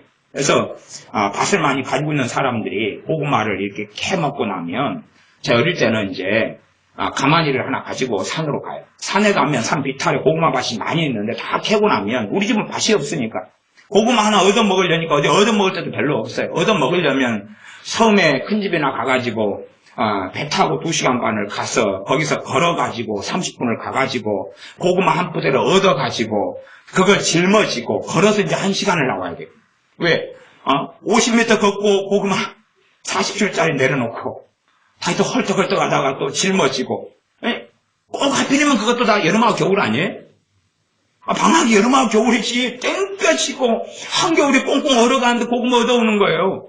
50m 갔다가 손 비비고 더운 여름에는 온몸이 땀이 범벅되고 그래가지고 1시간을 걸어와서 배 타가 2시간 반 타고 와서 또 여기서 터미널 내려가지고 우리 집까지 그것을 산몰랑까지 들고 오는데 엎치고 이거 엎고 그래서 제가 애를 많이 낳았다 그 말이에요. 애 낳아가지고 키면 막 엎고 안고 옆구리 끼고 막 그러잖아요. 애가 서이면 하나 엎고 양쪽에 끼고 하나 엎고 막 그러잖아요. 그러니까 제가 고구마 푸대를 그렇게 하고 살았다는 얘기예요. 호박도 그렇게 하고 고구마만 집어넣는 게 아니고 호박당 2덩이를 집어넣고 거기에다가 팥을 집어넣고 뭘 하니까 뿔룩해가지고 40kg가 넘을 것 같아. 제가 그 어릴 때 일찍부터 헬스를 하고 그 다음에 이 장미란처럼 이렇게 했으면 좀 됐을 건데 어쨌든 그래가지고 여기서 터미널 내려가지고 그걸 짊어지고 이리 앉고 저리 앉고 엎고 왜 너무 힘드니까 이쪽 어깨에 졌다가 이쪽 어깨에 졌다가 머리에 있다가 등에다가 업었다가 옆구리 끼었다가 이리 끼었다가 계속 요시빙통을 해야 돼. 그래야지 겨우 그냥 아이고 죽겠다. 그리고 집에 도착하면 이제 방치돼가지고 샤워하고 쓰러지고 막 그러죠. 그렇게 하나 먹으려니까 얼마나 힘들어요. 그것도 또 다 잘 먹어요. 그러니까 몇 번 삶아 먹고 나면 없어요. 그래서 산에 가면은 산 비탈에 농사 짓는 고구마 캐는 데가 있는 다 캐고 나면 그래도 꿀탱이가 남아요. 첫 번째는 어떤 꿀탱이가 남냐 그러면 고구마 순을 다 거지고 나면 요만한 놈들은 남겨놓거든요. 요만한 놈들. 나 그거부터 일단 수거를 다 해요. 착한 놈들 이렇게 달린 거 있어요. 그 다음에 깨지고 이런 것들도 반 깨졌는데 버리고 놔둬요. 그러면 그거 다 일단 수거한 다음에 이제 밑에서부터 이게 욕을 안 먹으려면 비탈이면 위에서부터 한번 흙을 내가 내려버리거든요. 이게 이 썩을 놈아! 다 내려간다! 그래요. 밑에서부터 이렇게 주로 올라가야지 흙을 밑으로 내리질 않아요. 뭐 안 볼 때는 이제 위에서부터 캐가지고 흙을 내려버리죠. 그럼 갑자기 밭이 깎여 있어요. 이렇게. 그래서 어쨌든 다시 전부 다 지져요. 지지면 이제 미처 못 캤던 것 그건 괜찮거든요. 그런 것이 나와요. 어이구 한 나라에 가져와요. 어이구 성공했다 개선장군이 내가 집에 와서 이제 꽃 먹고 쌀만 먹고 또 다른 밭을 또 이렇게 탐사하러 가요. 학교 갔다 오면 호미 들고 가만히 마드리 푸대 들고 다른 밭을 복 맞춰야 되면 탐사하러 가는 게 일이에요. 너무 같아. 다 캐고 난 다음에 또 뒤져가지고 지내요. 도시 빈민이니까 그렇게 살아가지만은 농사 짓는 것은 별로 가깝지가 않아요. 정말로 이 씨 뿌리는 비유를 통해서 주님께서 농사 짓는 걸 가지고 우리한테 말씀하시는데 옥토밭은 그러나 계속하여 갈아엎어줘야 돼요. 쟁기를 통해 갈아엎고 로타리를 치고 왜 이제 농사 짓는 이런 학생을 가르치는 그런 대학에 들어가서 애들을 가르치는 교사로서 배움을 가졌습니까? 계속하여 그러니까 대학에 가서는 저는 농사 짓는 삶의 여정에서는 조금만 맛보고 살아왔지만은 거기서는 이제 대학 생활에서는 거름을 만들어요. 탭이 만들고 거름 만들고 닭똥을 갖다가 막 삽질하다가 닭똥이 정말 냄새가 독합니다. 진짜 독해. 난 닭똥 때문에 학을 뗐어요. 닭똥 한번 개분 한번 털고 나면은 털 때는 몰라요. 잠깐 냄새 나고 모르는데 몸에 배어버려요. 갖고 이제 예를 들어서 사범대 공통과목, 교육학이나 이런 과목, 교육심리, 교육상담 이런 과목에 딱 들어가면 학생들이 한 200~300명 앉아있단 말이에요. 사람들 다 와! 교수님이 뭐라 그러는지 압니까? 왜? 출석했으니까 나가. 출석했으니까 나가. 쫓겨나요. 하고 쫓겨난 적도 있어요. 닭똥 삽질하다가 이제 그 다음 강의에 들어갔는데 냄새나니까 다 고개를 강의실 밀폐된 곳 안에 가운데 앉아보세요. 나는 삽질하다가 들어갔으니까 몸에 냄새가 밴지를 몰라요. 이제 맨 처음만 독하지. 그래서 강의실 들어가면은 사범대 공통과목 그냥 여러 과들이 영어교육과 국어교육과 이런 가정교육과 이런 사람들 다 모여가지고 강의를 들어요. 근데 가면 이제 난리가 나는 거죠. 저 농업교육과 독하다 독해. 그러니 대학에 가서 삽질하고 꽃재배하고 그냥 돼지치러 가고 소 젖자러 가고 계속 실습을 계속 해야 돼요. 농장에 가서 밤새워서 자다가 새벽 4시에 일어나서 소 젖자하고 아침에 학교 차로 다시 대학으로 들어와가지고 강의 듣고 학교 끝나면 학교 차로 다시 농장으로 들어가가지고 그렇게 살아요 그냥. 그러니까 이게 저 친구들 아직 농사꾼도 아니고 맨날 걸음 메고 산에 그 다음에 강의 시간에 마다리 부대를 들고 걸음 태비 만들러 산으로 가야 돼. 그래가지고 꼴챙이로 이렇게 다 긁어가지고 소나무 꿀끼 다 긁어가지고 몇 개 해놓으면 강의 시간이 끝나요. 그러니까 농땡이 키우기 위해서 참 좋아요 강의 시간이. 대학 비싼 학비 내고 다니는데 아마 부모님은 그렇게 산지를 모를 거예요. 그러나 그렇게 제가 보냈는데 어떻게 하겠어요? 그러나 밭을 정말로 부드럽게 만들려면 밭에다가 거름을 줘야 돼. 퇴비를 줘야 돼. 그 다음에 갈아엎고 섞어야 돼. 그러면 밭이 부드러워지죠. 그걸 뭐라고 이야기해요? 한마디로 겸손과 온유라고 그런단 말이에요. 온유는 부드러운 거잖아요. 뭐에 부드러워요? 하나의 말씀에 부드러운 거예요. 그냥 온유와 겸손은 함께 가는 거죠. 함께 가는 거예요. 두 개 뗄 수 없는 함께 가는 거예요.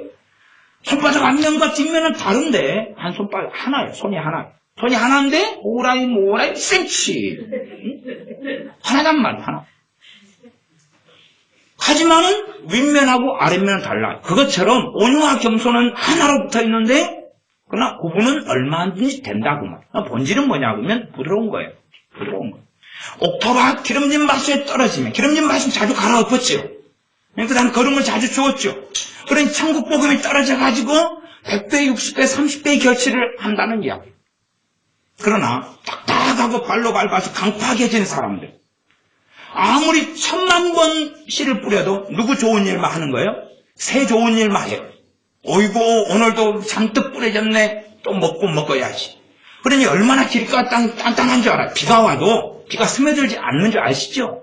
옛날에는 다 아스팔트 깔기 전에는 전부 다 길가 땅이었잖아요. 그래서 사람이 너무 밟고 다니니까 콘크리트만큼 튼튼하고, 간혹 가다가는 이 비탈 같은 데는 제가 호미를 가져가서 계단을 만들려고, 계단을. 미끄러지니까 비 오는 날은. 계단 만들려고 이렇게 비탈에 호미질을, 길가땅을 막 하면, 호미도 휘어져요. 너무 많이 밟아대가지고. 그러니 어떻게 씨가 떨어가 열매를 맺냐, 그 말이. 그러하니, 10분의 비유에서 주님께서 말씀하시는 것은, 옥토 같은 마음을 가지라는 것이죠. 그래서 구약성경은 너희 마음을 기경하라라고 기경하라. 뒤집어 엎어가지고, 부드러운 상태로 만들어라, 그 말이에요. 다시 시편 1편으로 갑니다. 1편 1절. 오만한 자의 자리에 앉지 않아. 오만한 자가 뭡니까? 교만한 자죠. 하늘 끝 높은지 모르는 거고, 자기 의견이 맞고, 자기 생각이 맞고, 독선적이고, 아집과 고집이 세고, 절대 자기 생각을 양보하지 않고, 그렇게 살아가는 거죠. 정말로 그런 사람도 얼마든지 주님을 만날 수 있어요. 그러나 주님을 만나고 난 다음에는 주님과 충돌해가지고 주님을 부서뜨려 깨뜨리려는 것이 아니라 자기가 부서지고 깨져야 되는 것이에요. 오만한 사람도 얼마든지 주님 만날 수 있어요. 왜냐하면 저도 굉장히 오만한 사람이었으니까. 저도 굉장히 오만한 사람이에요. 제 생각이 맞고, 그래서 제가 언쟁을 하거나 그러면은 내가 지게 되면 그 다음에 잠이 안 와요. 그래서 밤새 내내 제 논리를 준비해가지고 그 사람은 아침에 만나자마자 바로 어제 못다한 이야기를 이어서 이야기해요. 그 사람은 기억이 없어요. 무슨 이야기야? 무슨 이야기야? 아니 어제 못다한 이야기 지금 하자고. 어제 뭔 일을 니와 내가 했는데, 아니 어제 오후 3시에 지금 이래가지고 이거 되나? 그래서 더 열받아. 난 그것 때문에 진짜 얼마나 고민했는데, 그래가지고 반론을 준비해가지고 했는데 관심도 없어, 이 썩을 놈아.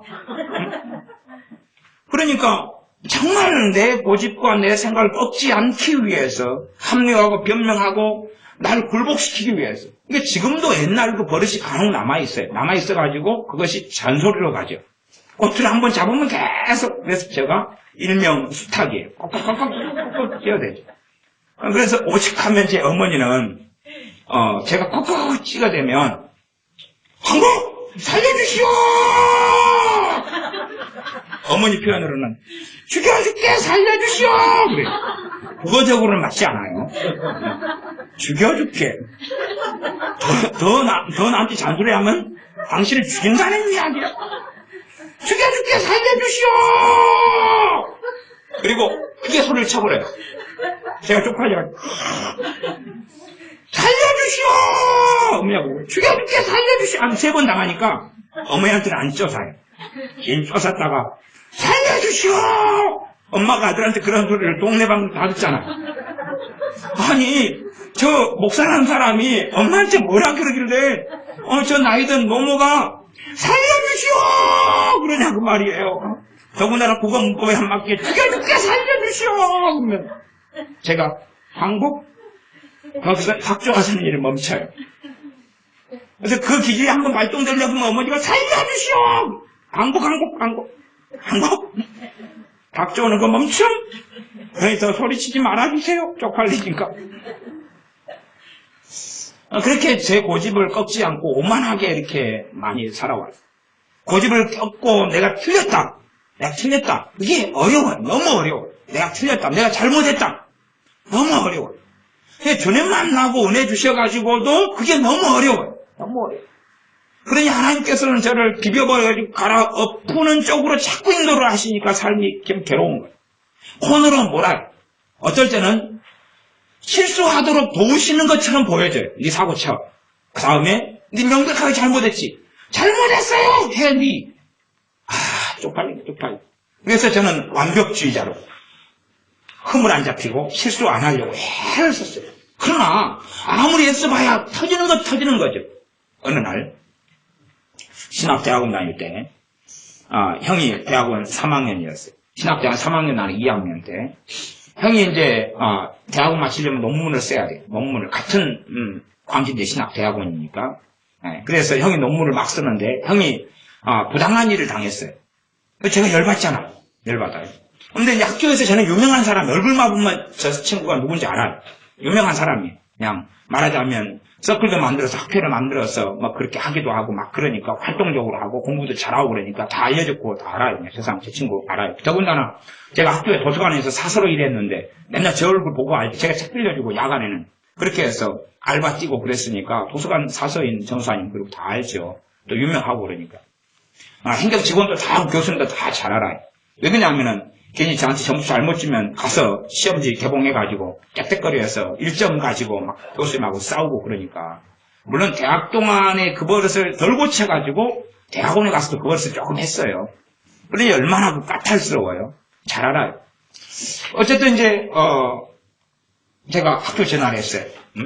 대학원 그 행정실 전화해가지고 지금 내가 손정성 전도사 내 가족인데 당신이 논문 쓸 때 이따위로 학조가 잘못 진행을 하고 일을 하느냐? 막 하니까 상대방이 미안하다 그러죠. 그래가지고 이제 형을 바꿔달라, 당사자를 바꿔주니까 그쪽에서 물었어요. 행정실장님이. 방금 전화 받은 사람 누구냐? 그러니까 가족인데 형이 순진하거든요. 내 동생인데 손변호사다. 왜? 그 사람 잘 아는 사람이. 제가 거기서 완전히 묵사발 갖고 음료수 박스 사가지고 가서 말하기는 너무 자존심 상하고 글로 써가지고 젊은 놈이 정말 철없이 그렇게 했습니다. 용서해 주십시오. 그래서 편지를 내밀고 음료수 박스 드리고 행정실 찾아가서 잘못했습니다. 그러고 물론 이제 큰 문제는 아닌데 일단 제 더러운 성질이 드러났잖아요. 그래가지고 자존심을 숙인다는 것이 굉장히 어렵더라고요. 굉장히 어려워요. 내가 잘못했다고 비는 것은 참 굉장히 어렵더라고요. 근데 그런 과정들을 많이 거쳐오는 거예요. 거쳐와요. 그래서 감사하게 이제 그렇게 한번 빌었더니 또 그분이 또 좋은 인상을 받았는가. 저 선전도사 겸손하더라. 사람이 참 진국이더라. 또 소문을 또 좋게 내주시더라고. 자기 잘못했는데 나는 진짜 그게 어려워가지고 어이구 나는 집에 여서 광주까지 가가지고 그 학교도 또 꼴찌하게 있어가지고 버스 타고 가서 또 산물랑에 올라가가지고 동네 덩치 큰 엉덩이 흔들고 다니는 개도 한번 보고 지나가가지고 이 3만 개가 하나 있어요. 동네 어슬렁거리는 놈.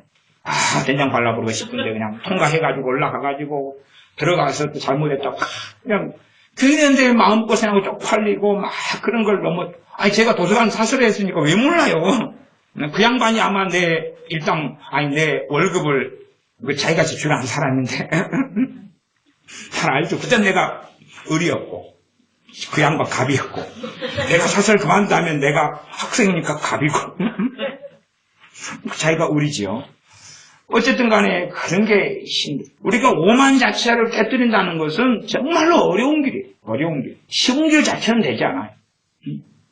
그러니 자기 중심성이 굉장히 사도들도 강해가지고 주님이 십자가에 곧 달리셔야 되는데도 누가 높냐 그래요. 누가 높냐. 왜? 자기 안에는 자기가 높다는 거예요. 자기가 높은 사람이 돼야 되고 자기가 인정받아야 되고 그런 게 안에 있으니까 항상 튀어나오는 건 시기고 질투고 그럴 거 아닙니까?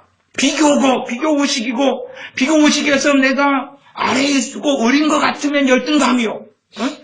갑인 것 같으면 우월감이요. 열등감, 우월감, 이게 범벅이 된 사람도 있어요. 그래서 범벅궁 옛날에 그렇게 해서 음식 먹기 시작도 했습니다. 너는 냠냠냠 나는 먹을 테니 너는 범벅궁 먹어라 그래가지고 시합에서 제가 이기기도 했죠. 우월감과 열등감이 범벅이 돼가지고 살아가는 거예요. 왜? 그건 교만의 얼굴이 뭡니까? 열등감. 교만의 얼굴이 뭡니까? 우월감. 왜? 비교했더니 내가 떨어지더라. 비교했더니 내가 좀 낫더라. 그런 거죠. 이게 범벅이 돼가지고 살아가는, 이 오만한 자의 자리인데, 이 중심성을 깨뜨리고 무너뜨리지 않아요. 그러니, 자기의 기준이 강하면 강할수록 상대방을 쉽게 판단하고, 정죄하고, 비난하고, 비판하죠. 왜? 내 생각이 옳으니까. 그래서 생각도 안 해요. 깊이 있게 사고도 안 해요. 그냥 보면 바로 판단하고, 정죄하고, 비난하고, 비판하고 달라들죠. 그런 길을 오만한 자들은 걷습니다. 시간 많이 끌면 1절하다 끝나는 수가 있으니까 얼른 지나가야 되겠습니다. 2절 오직 여호와의 율법을 즐거워하여 그 율법을 주야로 묵상하는 자로다. 내 기준을 무너뜨리고 없애고 하나님의 기준, 하나님의 진리를 받아들이기 위하여 하나님의 율법을 주야로 묵상한다는 것. 겸손의 길을 걷는 거예요. 처음부터 태어날 때부터 겸손한 자로 태어난 사람은 아무도 없습니다. 그럴 수 자체가 없어요. 하나님의 말씀으로 내 가치관을 바꾸고 하나님 말씀으로 내 사상을 바꾸는 거예요. 악한 사람들은 공산주의 사상, 프롤레타리 혁명의 사상, 사회주의의 사상, 이기심과 욕심 때문에 끊임없이 저주하고 비난하고 정죄하는 사상을 가지며 자기가 옳은 길을 걷고자 해요. 그러나 하나님의 사람들은 하나님 말씀으로 가치관과 사상을 만들기 때문에 그걸 원하니까 여호와의 율법을 그냥 오직 즐거워해요. 그것도 어떻게 해서 의무화가 아니라 선물로 아니까 하나님 말씀을 너무 좋아한다 그 말이에요. 이게 복이 있는 사람이에요. 하나님 말씀을 좋아해요. 첫째는 좋아해요. 이게 복이 있는 사람이죠. 예수 믿는 사람들이 하나님 말씀을 좋아하지 않아요. 복이 없는 사람이에요. 여기 기준으로 이야기합니다. 지금 저는 성경을 가지고 이야기하는 것입니다. 성경을 가지고. 복 있는 사람은 하나님 말씀을 즐거워하고 복 없는 사람은 즐거워하지 않아요. 복 있는 사람은 여호와 율법을 즐거워해요. 다시 말하면 복 있는 사람이 되는 건 운명론이 아니라고 말해요. 너희들이 이 자리에 서면 너는 복 있는 사람이야. 이 자리에 서지 않으면 복 없는 사람이야. 그러지 무당한테나 신자관자에게 찾아가서 내가 올해 운수가 어찌 되냐, 복이 있냐 없냐 그 따위 것은 아니고 애언자에게 찾아가서 내가 복이 있냐 없냐 그게 아니라 성경은 그런 운명론이 아니다. 너가 정말로 하나님께 복을 받는 그런 복이 있는 사람, 복을 받는 사람이 되려면 오직 여호와 율법을 즐거워해야 된다. 그리고 나아가서 그 율법을 주야로 밤낮으로 말하자면 시간이 있을 때마다 우선순위상 최우선순위니까 묵상한다. 우리의 삶의 우선순위는 많습니다. 일반적으로는 화장실. 그래서 오전에 설교가 길어졌더니 2층에 화장실에 줄을 서가지고 계셨었잖아요. 3층은 제가 가니까 비었더만요. 저는 이용만 안 했는데 그래서 3층으로 잽싸게 올라가는 지혜도 필요합니다. 그래서 줄을 서가지고 계세요. 왜? 우선순위는 지금 이 육체적인 어떤 그런 것이니까 우선순위. 그 다음에 삼시세끼나 두끼나 밥을 먹어야 되니까 배고픈 것은 배가 고프면 발동해가지고 밥을 꼭 차려야 되거나 라면을 끓이거나 뭐 주문을 시키거나 외식을 하거나 먹어야 되는 거예요. 그런 것처럼 하나님 말씀을 묵상하는 게 그 사람의 우선순위가 된 거예요. 우선순위가. 그러니 이것을 빼먹지 않고 해야죠. 빼먹으면 잠을 못 자고 빼먹으면 허전하고 허무하고 뭐 허무하다는 이야기 좀 이상한 이야기일 수도 있겠습니다만은 정말로 그냥 말하자면 현장에서 막 먼지 낀 옷을 입고 와서 그 옷을 그대로 입고 유불에 눕는 것보다 더 찝찝하다 그 말이에요.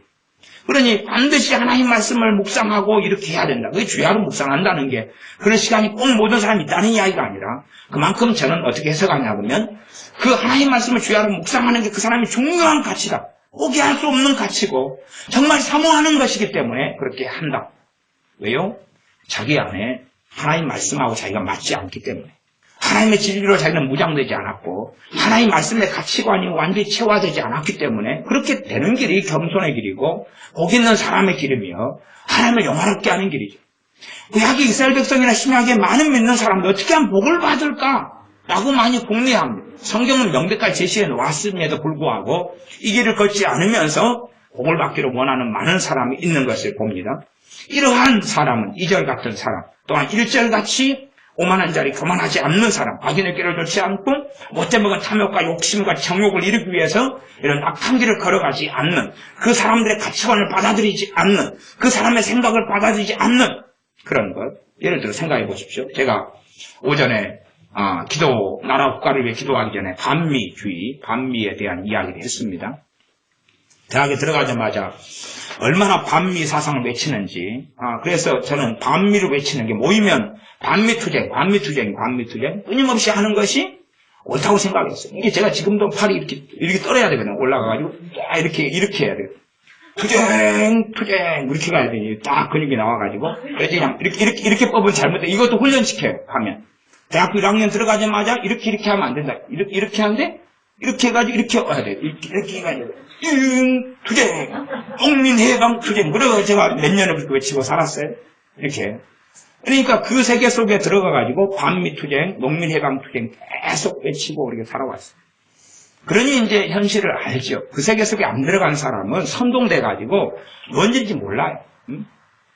이게 말하자면 미국은 어떤 곳입니까? 미국은 우방국이면서 미국의 군사력이 대한민국을 주둔했기 때문에 산 거예요.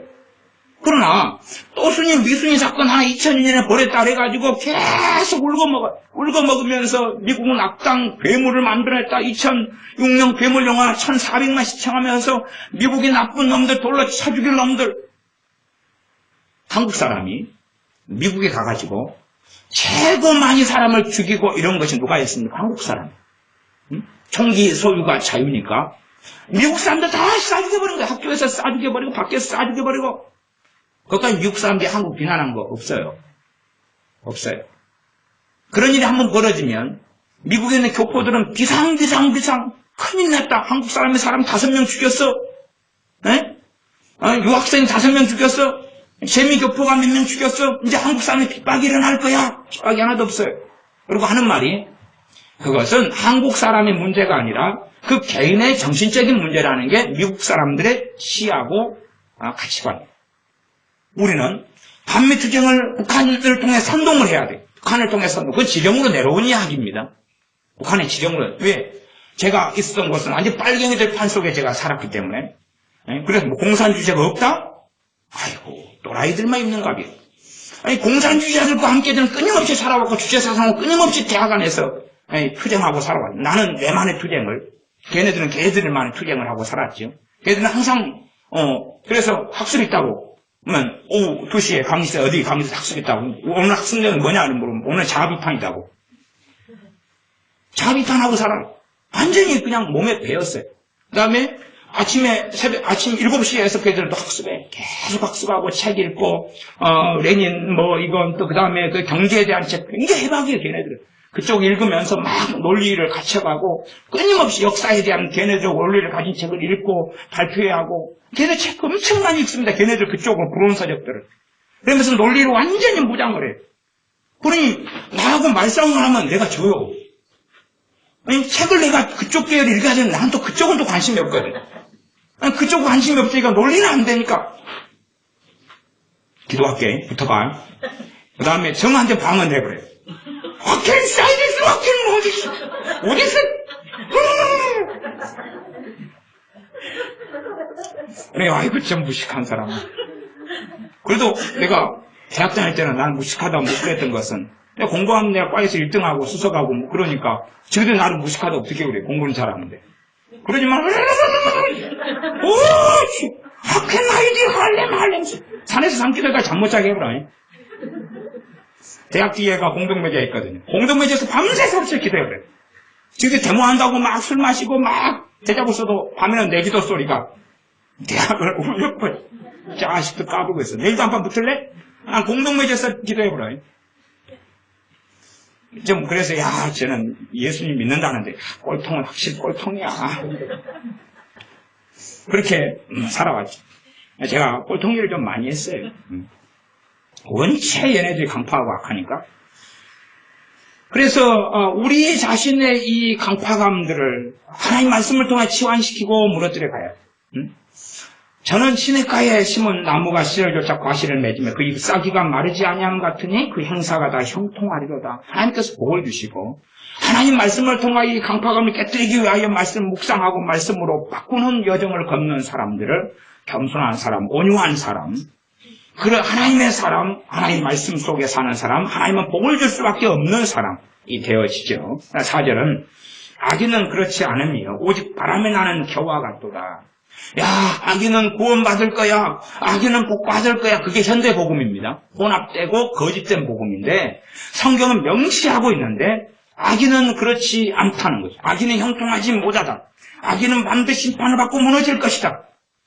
악인은 바람에 나는 겨와 같다. 겨는 아주 옛날에 키질할 때, 키질하면 알갱이는 떨어지고, 그 다음에 겨, 껍질은 바람에 날아갔죠. 그래 키질을 하는 거예요. 그런 날아가면 이제 없어지는 거예요. 마당 흩어져가지고 마당 쓸거나 바람이 날려서 없어지는 거예요. 5절. 그러므로 악인이 심판을 견디지 못하면, 악인에게 뭐가 오니까?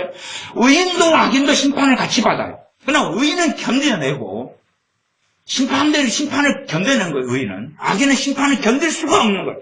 영원한 불못으로 영원한 음부와 지옥으로 떨어지는 거죠. 심판을 견디지 못하며 죄인이 의인의 회중에 들지 못하고 죄인은 절대 의로운 사람들의 모임, 의로운 사람들의 하나님의 백성들의 모임 안에 죄인은 들어갈 수 없는 거예요. 죄인이 들어갈 수 있는 게 하나밖에 없어요. 우리 주 예수님을 통해서만이 들어갈 수 있습니다. 굉장히 존경했던 목사님으로서 빌리 그레함 목사님이 있습니다. 빌리 그레함 목사님이 얼마나 우리나라에 왔을 때 엑스플로 이런 1978년? 9년? 이럴 때부터 큰 전도 집회를 열어가지고 우리나라 많은 사람이 빌리 그레함 목사님의 전도를 통해서 예수님을 믿고 구원을 받았습니다. 정말 감사한 일이에요. 70년대 이야기입니다. 그렇지만 논의가 돼가지고 이분이 어떻게 나와버렸냐 하면 로버트 슐러 그분하고 대담할 때 있었던 일이고 그런 자료들이 그대로 다 동영상 찍혀서 남아있는데 자기는 믿는다는 거예요.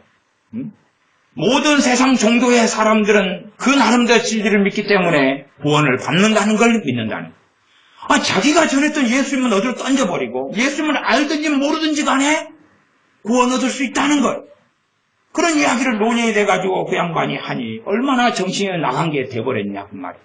제가 미국에 갔을 때에 빌리 그레함 그 전도 그것을 빌리 그레함의 삶에 대해서 하나의 센터를 만들어 놓은 대학 안에 일리노이 줄 때인가 거기에 하나의 센터를 만들어 놨어. 그래가지고 이 자료 저 자료 그때 전도 집회를 했을 때의 그 강대상 이런 걸 놓고 쫙 해놨는 그곳에 제가 가본 적이 있는데 제 개인적으로 제가 느끼기에는 그곳에 기름 부음이 있더라. 성령의 역사가. 그래서 제가 장소 중에서 어느 장소에 갔는데 성령의 역사가 그렇게 강했던 곳은 그게 최고예요. 그게 최고 강했어요. 그래서 확실히 제가 그냥 개인적으로 한참 느낀 거니까 빌리 그레함이라는 하나님의 종을 정말로 하나님께서 놀랍게 기름 부어서 사용하셨구나. 그러나 그때 이제 왜 이분은 말년에 이렇게 다른 길을 걸어가는가? 발람 선지자처럼.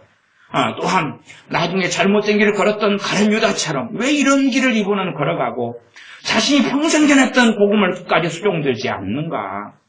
그분의 아들이 또 그다음 이어가지고 전도단을 이끌고 하긴 하지만 어디로 튀고 어디로 가는지까지는 이제 잘 모르겠습니다. 정말로 어떠한 죄인이라도 의인의 회중에 들 수 있는데 지금 본래 성경은 죄인은 의인의 회중에 들지 못한다고 선언하고 있습니다. 그러므로 죄인이 들려면 의인이 돼야지만이 의인의 회중에 듭니다. 죄인은 의로운 사람 의인이 돼야지만이 의인의 회중에 들고 의인은 하나님의 나라에 들어갑니다. 죄인이 의롭게 함을 얻을 수 있는 길은 우리 주 예수님을 통과하는 길. 예수 그리스도의 십자가 외에는 그 길이 없지요. 그래서 성경은 명백하게 죄인이 의인의 회중에 들지 못한다고 선언하고 있습니다. 6절 대저 의인의 길은 여호와께서 인정하시나 악인의 길은 망하리로다. 남의 것을 탐하고 미워하고 저주하고 대통령이 있다 보면 나라는 성경 그렇게 이야기하지 않습니까? 위에 있는 권세자들에게 순복하라, 굴복하라, 복종하라. 근데 대통령을 저주하고 욕하고 악다구니를 써요. 그러면 그 사람이 과연 의인의 회중에 들 수 있겠으며 그 길이 하나님이 인정하시는 의인의 길이겠느냐? 이건 악인의 길이죠. 악인의 길. 근데 끊임없이 공산당 사상을 통하여 선동하는 종북주의 세력 같은 경우는 끊임없이 악인의 길을 제시합니다. 어느 것이든 비판하고 정죄할 수 있는 거짓된 모략과 소스와 자료와 기사와 책들을 써냅니다. 그걸 듣고 나면 울분이 솟아오릅니다. 왜요? 자기 정의가 만들어졌으니 자기 의가 만들어졌고 자기식의 정보가 들어와서 판단과 정죄가 일어났으니까 뭐가 솟아납니까? 분노가요. 그런 사람들 죽을 때까지 분노의 사람이 됩니다. 자기하고 의견만 다르면 막 치밀어 올라오고 분노가 올라오죠. 왜? 악인의 길에 서 있습니다. 그러니까 악인의 길에 서 있는 사람의 특성이 분노예요. 왜? 자기 자존심, 자기 생각과 부딪히면 열받는다 이거야. 건들기만 해봐. 내 생각과 다른 걸 강요만 해봐. 전문용어로 야마가 돌아가지고 돌을 확 찔러버리거나 어떻게 해버릴 거야. 상을 뒤집어 엎어버릴 거야. 끝장을 내버릴 거야. 협박하고 위협합니다. 악인의 길을 걸으니까요. 그러한 악인의 길을 걷는 사람들이 악인의 길은 망하리로다 라고 하나님은 선언하고 있습니다. 시편 2편입니다. 2편은 어찌하여 열방이 분노하며 민족들이 허사를 경영하는고. 이 세상에 열방에 사는 사람들이 분노하는 거예요. 왜 분노합니까? 하나님께 순종하기 싫어서, 하나님을 섬기기 싫어서, 자기 길을 걷고 싶어가지고. 2절은 세상의 군왕들이 나서며 관원들이 서서 서로 꾀하여 여호와와 그 기름 받은 자를 대적하며 여호와 하나님 또한 예수 그리스도를 대적한다 그 말이에요. 왜 대적합니까? 3절 우리가 그 맨 것을 끊고 그 결박을 벗어버리자 하도다. 왜 우리가 예수 믿어야 되냐? 왜 그분께 순종해야 되냐? 하나님을 왜 따라야 되냐? 그럴 수 없다. 그리고 들고 일어나는 것이죠. 그리고 이 말씀이 주님께서 이 땅에 오셨을 때에 성취되어서 주님 십자가에 죽으셨습니다. 나아가서 이 땅에 끊임없이 많은 사람들이 정말로 하나님께서 맨 그것을 또한 그 결박을 벗어버리고 끊어버리자고 끊임없이 외치고 있습니다. 뭐 하니까요? 교만하고 악하니까. 그걸 원하는 것입니다. 4절 하늘에 계신 자가 웃으심이여 주께서 저희를 비웃으시리로다. 하나님께서 그들을 보면서 아이고 짠하다 짠해. 용서해줘야지. 예수님을 모르고 하나님을 모르니까 저런 일을 하지. 그렇게 생각하는 것이 인본주의적인 성경 해석이죠. 그러나 분명히 지금 메시아 되신 예수님 이야기를 2장 2절은 하고 있어요. 그러나 그들에 대하여 하나님께서는 비웃으신다고 말씀하는 거지. 용서해줘야지. 참아줘야지. 불쌍히 여겨줘야지. 구원해줘야지. 그것이 인본주의적인 거짓된 복음입니다. 하나님은 그들에 대해 비웃으신다. 나아가서 5절 그때 분을 바라며 진노하사 저희를 놀래어 일으키시기를. 분을 바라면서 진노하신다고 말씀하죠. 내가 나의 왕을 내 거룩한 산 시온에 세웠다 하시리로다. 내가 영을 전하며 영을 전한다가 명령을 선언한다 선포한다는 이야기입니다. 여호와께서 내게 이르시되 너는 내 아들이라. 오늘날 내가 너를 낳았다. 예수님에 대한 말씀이고 9절 넘어가서 너가 철장으로 저희를 깨뜨리며 질그릇같이 부수리라. 주님에 대하여 구원자로 이야기하기보다는 지금 8절은 내게 구하라 내가 열방을 유업으로 주리니 너 소유가 땅끝까지 이르리로다. 우리 주님께서 하나님의 아들로서 열방을 유업으로 아버지께 받으셨어요. 그러나 주님께 순종하지 않는 자들은 무엇으로요? 철장으로 다 깨뜨리고 부서뜨린다. 철장으로 깨뜨리고 부서뜨려 끝장을 내버려. 주님은 심판자이시거든요. 주님은 구원자이실 뿐만 아니라 심판자이세요. 아직 이제 에스겔 강해에 지금 4장 이제 시작하는 과정 속에서 34장에는 거짓된 목자 아니면 목자가 목자 일을 못하는 것에 대하여 이야기하고 그 다음에 하나님께서 목자가 되어주신다 이야기하고 그리고 하나님께서 목자가 되시는데 목자 되신 하나님께서는 심판하신다. 그런 이야기가 에스겔 34장에 이어지고 있는데 아직 그까지는 강의를 못했습니다. 그것이 이제 이번 주에 강의해야 될 내용에 속합니다. 목자 되시는 하나님께서는 하나님의 이 양들을 돌보시며 한편으로 양과 양 사이를 심판하신다. 그것이 에스겔 34장의 선언이에요. 사람들은 그렇게 생각하는 거죠. 하나님은 사랑이 많으니까 돌보기만 해. 메시아 되신 예수 그리스도께서는 돌보고 사랑만 하기만 해. 성경은 그렇게 말씀하는 게 아니라 시편 2편을 모르고 심지어 암송하는 사람도 많고 안 읽은 사람, 설교 안 들은 사람이 신앙생활 아주 몇 년 하면 어디가 있겠습니까? 다 경험했을 거예요. 그러나 성경을 자기 마음대로 보면 보지 않을 텐데 잘 보시면 너는 누굽니까? 예수님이에요. 철장으로 저희를 깨뜨리며 질그릇이 얼마나 이 쇠막대기나 철장으로 잘 부서집니까? 파삭 깨져요. 부수리로다 하시도다. 10절 그런즉 군왕들아 너희는 지혜를 얻으며 세상에 관한 자 교훈을 받을지어다. 겸손한 자의 특징이 잠언 1장에도 나오지만 지혜를 받는 거예요. 지혜를 받아요. 교훈을 얻는 거예요. 정말로 지혜 받기를 싫으면 우리 지혜가 48kg 나가거든요. 제가 들어가지고 던져드릴게요. 48kg 확 던져드리면 확 받으세요. 가벼우니까 그래도 잘 받을 수 있을 거예요.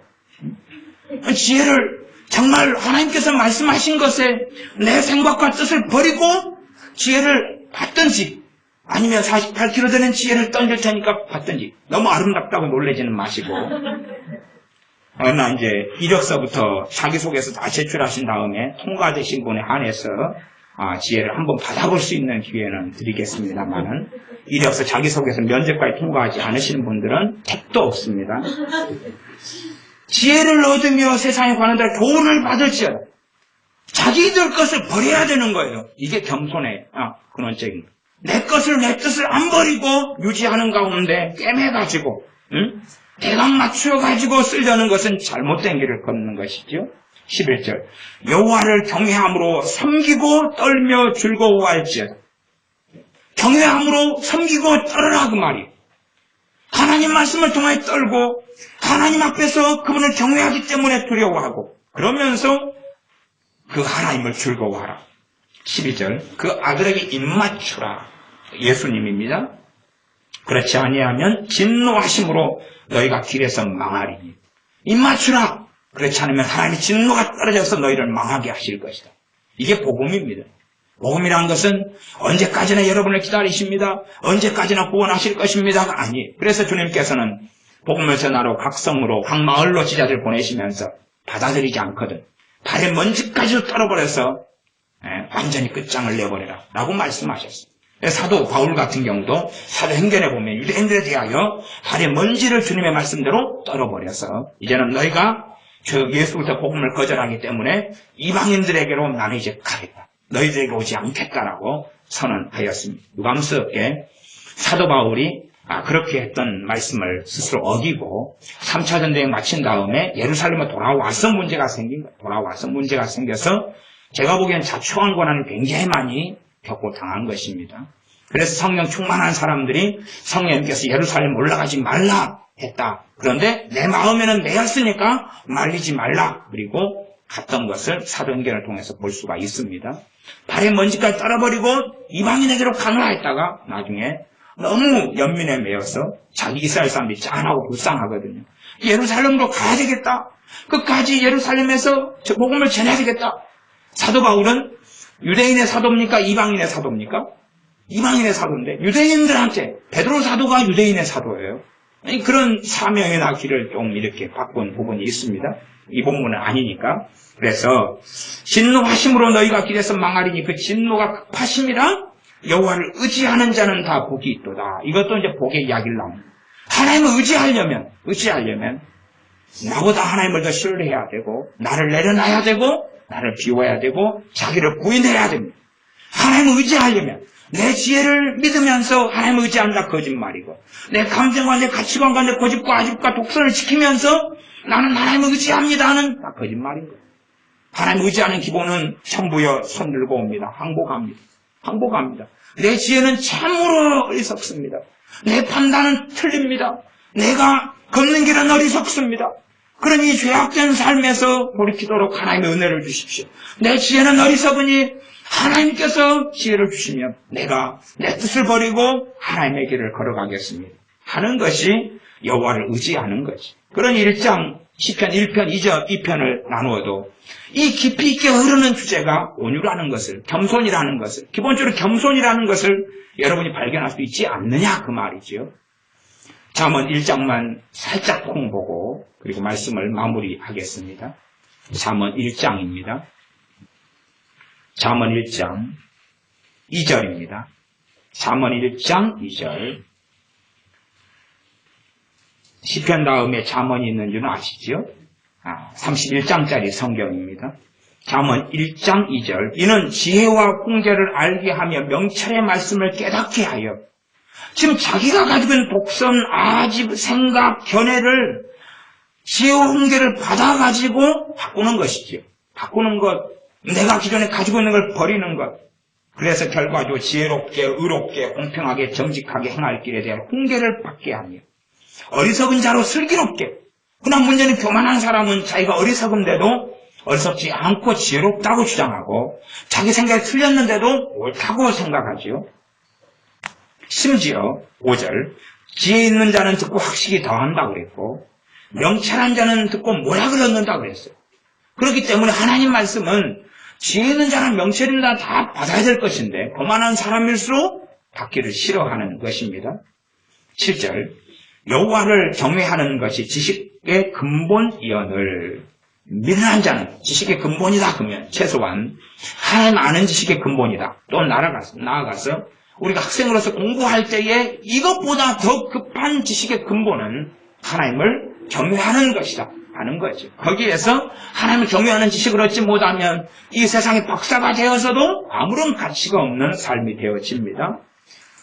여호와를 경외하는 것이 지식의 근본이언을 미련한 자는 지혜와 훈계를 멸시하느니라. 지혜와 훈계의 근원이 뭡니까? 하나님 말씀이죠. 하나님 말씀을 통해 진리가 전해지는 것을 미련한 자는 자기가 지혜롭다고 옳다고 생각해서 멸시하죠. 그러니 미련한 자가 어떤 사람이겠습니까? 교만한 사람이에요. 교만한 사람. 그래서 제가 잠언 1장이나 전체의 내용에 핵심이 교만이라고 말씀드린 거예요.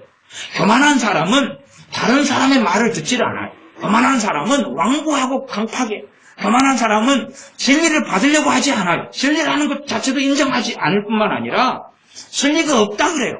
다 상대적이다 그러지 절대적인 것이 없다 그래요. 말하자면 상대주의, 다르다. 상대주의가 시대적인 인본주의 가치관 중에 핵심 중에 하나입니다. 그러나 하나님의 말씀은 진리가 있고 절대성을 가지고 있습니다. 믿는 자는 지혜와 훈계를 멸시하느니라. 8절. 내 아들아 내 아비의 훈계를 들으며 내 어미의 법을 떠나지 말라. 이는 내 머리에 아름다운 관여 내 목에 금사슬이니라. 아비의 훈계를 듣고 어미의 법을 떠나지 말라.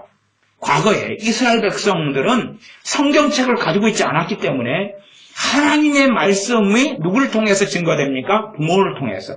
그래서 앉았을 때든지 섰을 때든지 누웠을 때든지 하나님 말씀을 강론하라 그랬어요.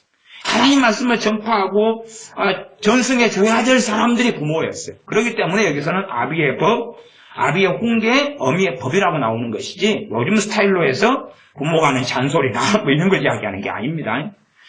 하나님의 백성이 이스라엘은 부모가 말씀을 어릴 때부터 충실히 그 위에 부모에게 들어가시고 전하는 것이니까 지금 내가 부모인데 내가 전달하고 전하지 않으면 하나님 말씀 끊어지는 거예요. 내 후손들에게는 말씀이 끊어져요. 일반적으로 밖에서 들을 수 있을지 몰라도 어릴 때부터 바르게 양육될 수가 없는 거예요. 말씀 구전을 통해서, 암송한 걸 통해서, 회당을 통해서나 성전이나 제사장을 통해서, 레위인을 통해서 말씀을 듣고 배워요. 때로 선지자를 통해서. 이걸 마음에 담아두면서 전달해야 되는 것인데 전달을 안 하니까요. 그래서 여기서는 성경이 내 아비의 훈계고 내 어미의 법이라고 이야기해요.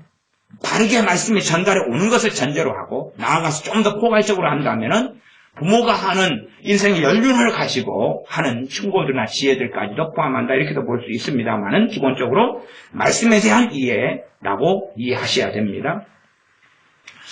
10절 그까지만 좀 보고 이제 마감하겠습니다. 내 아들 악한 자가 너를 꿰지라도 좋지 말아라. 악한 자가 꿰요. 악한 자가 뭘로 꿰겠습니까? 악한 사상, 악한 생각, 악한 마음, 악한 뜻을 가지고 깬다 그 말이에요. 쫓지 말라.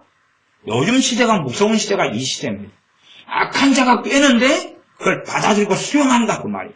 그러면 그 사람이 걷는 길이 어느 길입니까? 악인의 길을 걷지. 악인의 길을 걸으면 하나님께서 그 길을 뭐 하신다고 그랬습니까? 멸하신다고 그랬죠. 그렇게 되고 만다는 사실이에요. 악한 자가 너를 꿰지라 줬지 말라. 이 악한 자 어떻게 꿰냐? 요즘 시대하고 딱 맞는 이야기가 나왔어요. 11절. 그들이 내게 말하기를 우리와 함께 가자. 우리가 가만히 엎드렸다가 사람의 피를 흘리자. 죄 없는 자를 까닭없이 숨어 기다리다가 음부같이 그들을 산채로 삼키며 무덤에 내려가는 자각게 통으로 삼키자. 우리가 온갖 보안을 얻으며 빼앗은 것을 우리 집에 채우자. 뭐죠? 프롤레타리 혁명이죠? 그거 아닙니까? 저 사람 것을 뺏어자. 이것을 이제 악한 꾀를 내려면 그 사람들 꾀야 되니까 저 사람들이 가지고 있는 10억이란 돈 안에 네 돈 1000만 원이 있어. 너가 받아야 될 1억이 있어. 꿰는 거죠. 사람들은 악하니까 악한 꾀를 받아들이기 좋아해요. 유유상종이라고 악은 악을 따라가게 돼 있습니다. 그래서 그래 양심에 대하여 거짓된 길을 걷는데 합당한 명분을 주죠. 명분을 주기 때문에 맞아.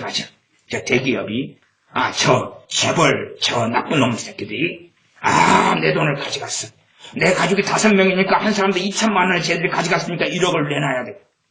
그래서 1억을 빼앗아버려야지. 뒤집어 파버려야지. 그런 길을 걸어갑니다.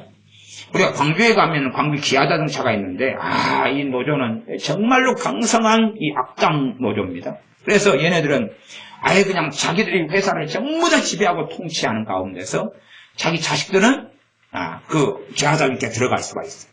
들어가게 돼요. 자기 자식들은. 그래서 결국 공채로 옆에다가 내놔도 실제로 뽑는 사람은 거의 없어요. 다 지그들끼리 다 해먹어요. 가산점 넣어가지고 전부 다 지그들끼리 해먹어요. 말하자면 지그끼리 왕국을 만들어놨어요. 그러면서 그 길을 걸어가지. 그러니 참 악당들은 악한 꾀를 이용하고 세력을 규합해가지고 힘으로 해버려야 안 되면 뒤집어 퍼버리고 폭동을 일으키고 사무실 점거하고 불 질러버리고 그것도 자기가 안 될 것 같으니까 신나를 몸에 뿌리고 뛰어내려버리고 그러면서 이슈화를 일으키고 폭력 사태로 번지게 하려고 상대방을 막 쇠파이프로 두드려 패버리면 상대방이 광하고 공격할 거 아니에요. 그러면 이제 난 쇠파이프로 때리고 지금 손방망을 때렸는데 그러면서 자기 코를 때려가지고 코피가 흐르니까 문대해가지고 그래가지고 와 손방망이 맞고 나 쓰러졌다. 그렇게 하면 그것을 한번 찍어요. 찍으니까 와 과잉진압이다. 이 나쁜 놈들 정복시켜 뒤집어 엎어버리자. 참 선동하기 좋아합니다. 물대포 맞고 쓰러져가 중상이 돼서 아직도 깨어나지 못하고 식물에가 됐다. 며칠은 통하니까 장난질 치니까 멍청한 사람들 와 과잉진압이야. 걔네들 쇠파이프를 들고 걔네들이 이 차가 정경 타고 있는 차가 있어요. 거기에서 오직 방어가 안 되니까 정경들이 위에 차 위에 다 올라가 있었어요. 방패를 들고. 그러니 방패 들고 있으니까 홍면을 전부 다 써가지고 차에다가 줄을 묶었어요. 홍면을 써가지고 그래가지고 마이크 들고 줄을 묶어서 사람들 다 달라들어서 홍면을 쓴 다음에 영차 차를 뒤집어 엎어가지고 정경에 떨어뜨려가 죽여버리겠다는 이야기입니다. 그런 악한 일을 이번에 11, 14 폭동 때 행했어요. 그래놓고도 과잉진압이야. 자기들 쇠파이프로 때리면서 그 보도블록을 깨가지고 집어 던지고 그 다음에 이 사다리를 가지고 와서 사다리로 둘이서 잡아가지고 정경들을 갖다 확 주셔가지고 차 위에 올라있는 사람들 떨어뜨리고 밀고 그러면서 그 다음에 그들이 방패를 떨어뜨리니까 방패를 잡아가지고 집어 던지고 그러면서 과잉진압이야. 그걸 믿는 사람들은 얼마나 순진할까. 그걸 믿는 사람들이 악인의 꾀를 쫓아가는 거예요. 악인의 꾀를. 선한 사람을 악하다 그러고 악한 사람을 선하자 그러는 길을 쫓아가면서 하나님과 어떤 길을 걸어갈 거냐 그 말이에요. 믿는 사람이 정치에 관심을 갖지 말아야 된다? 무슨 헛소리를 하고 있는 거예요. 대한민국이 어떤 땅인데 천지만물의 주관자가 누구신데 믿는 사람이 정치하기를 말아야 된다? 머리 총 맞았나? 무슨 머리에 총 맞았나? 아주 말도 안 되는 장난을 하고 있는 것이죠. 정말로 예수를 믿는 사람이 하나님 말씀을 통하여 진리대로 정치 일선에 나서야 되고 경제 일선에 나서야 되고 교육계에 나서고 바른 말을 해서 바르게 잡지 않으면 하나님께서 이 나라를 심판하실 때 우리도 함께 심판받는 거예요. 함께 심판받는 거예요. 이 나라가 악해질 때 아무리 선한 사람이 있더라도 자기 생명밖에는 심지어는 못 건지기도 하고 함께 심판을 겪고 당하는 것은 역사의 수레바퀴였어요.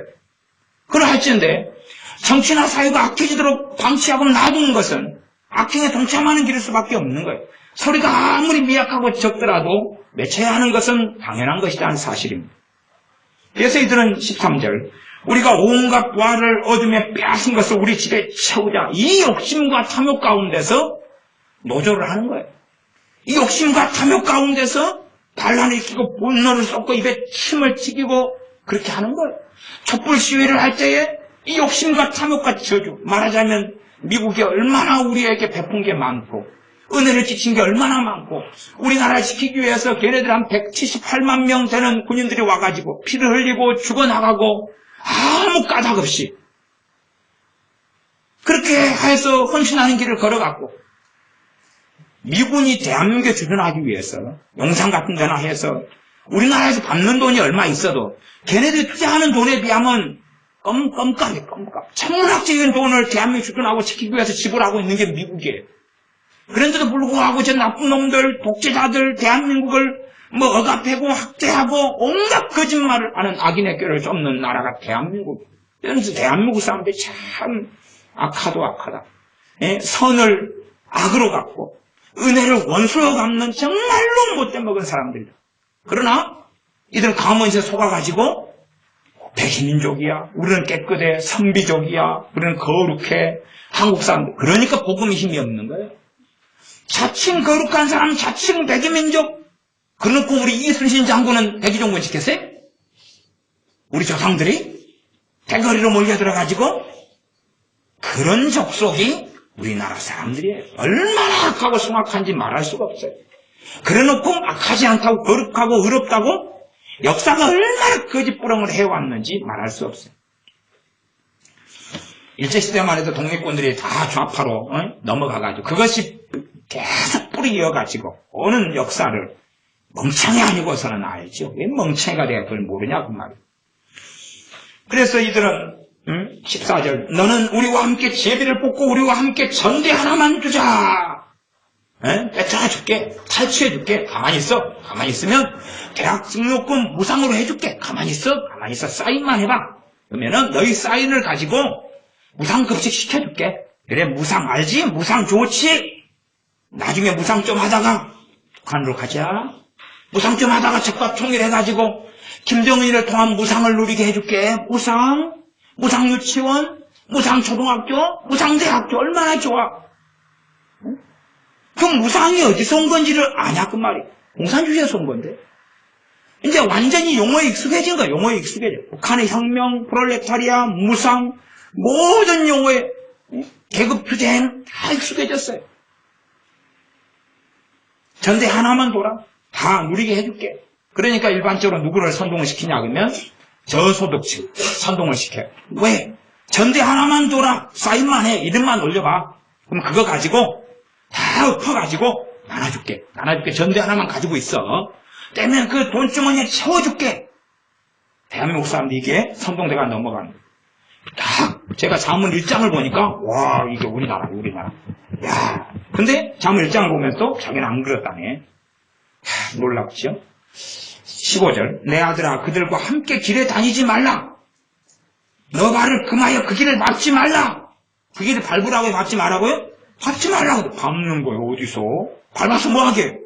죽으려고?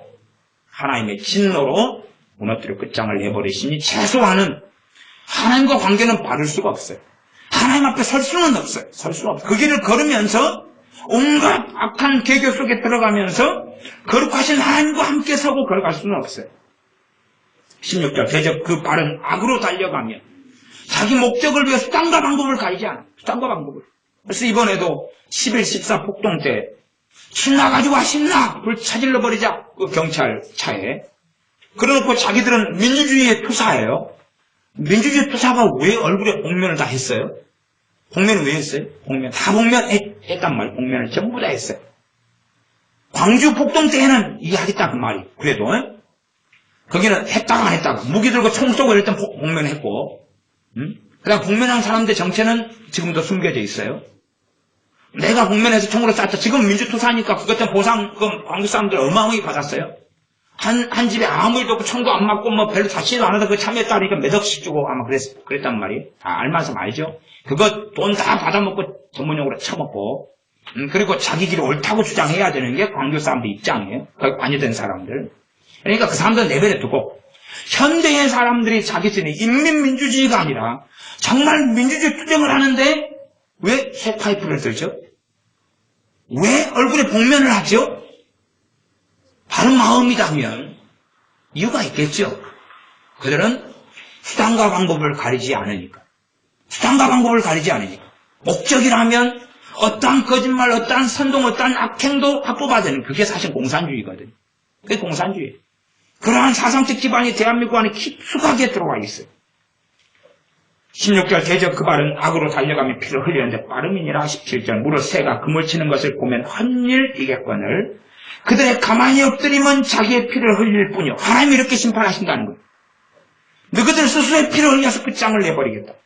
숨어 기다리면 자기의 생명을 해할 뿐이니 무릇 이를 탐하는 자의 길은 이익을 탐하죠. 자기들이 얻을 이익을 원하는 거예요. 이익을. 돈, 탐욕, 명예, 명성, 부귀를 원하는 거예요. 그걸 원하기 때문에 투쟁하고 싸우는 거예요. 노동조합을 만들어서 뭘 얻으려고 그럽니까? 자기들이 더 많은 이익을 얻으려고 그래요.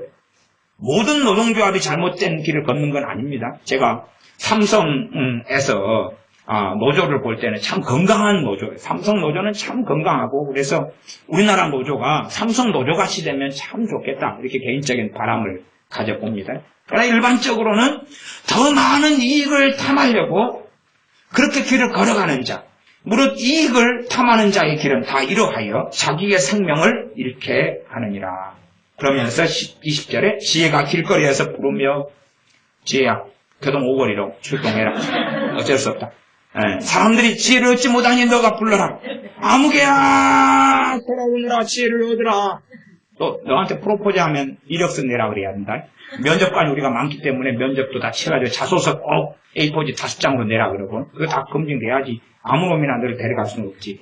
그래 길거리에서 일단 불러줘. 지가 길거리에서 부르며 광장에서 소리를 높이며 권하는 길머리에 소리를 지르며 하나님께서 이렇게 하신다 해도 이러한 일을 탐하는 사람들은 다 이러하여 자기의 생명을 잃는 그 길을 걸어갑니다. 이 땅에서는 잘 먹고 잘 살지 모르죠.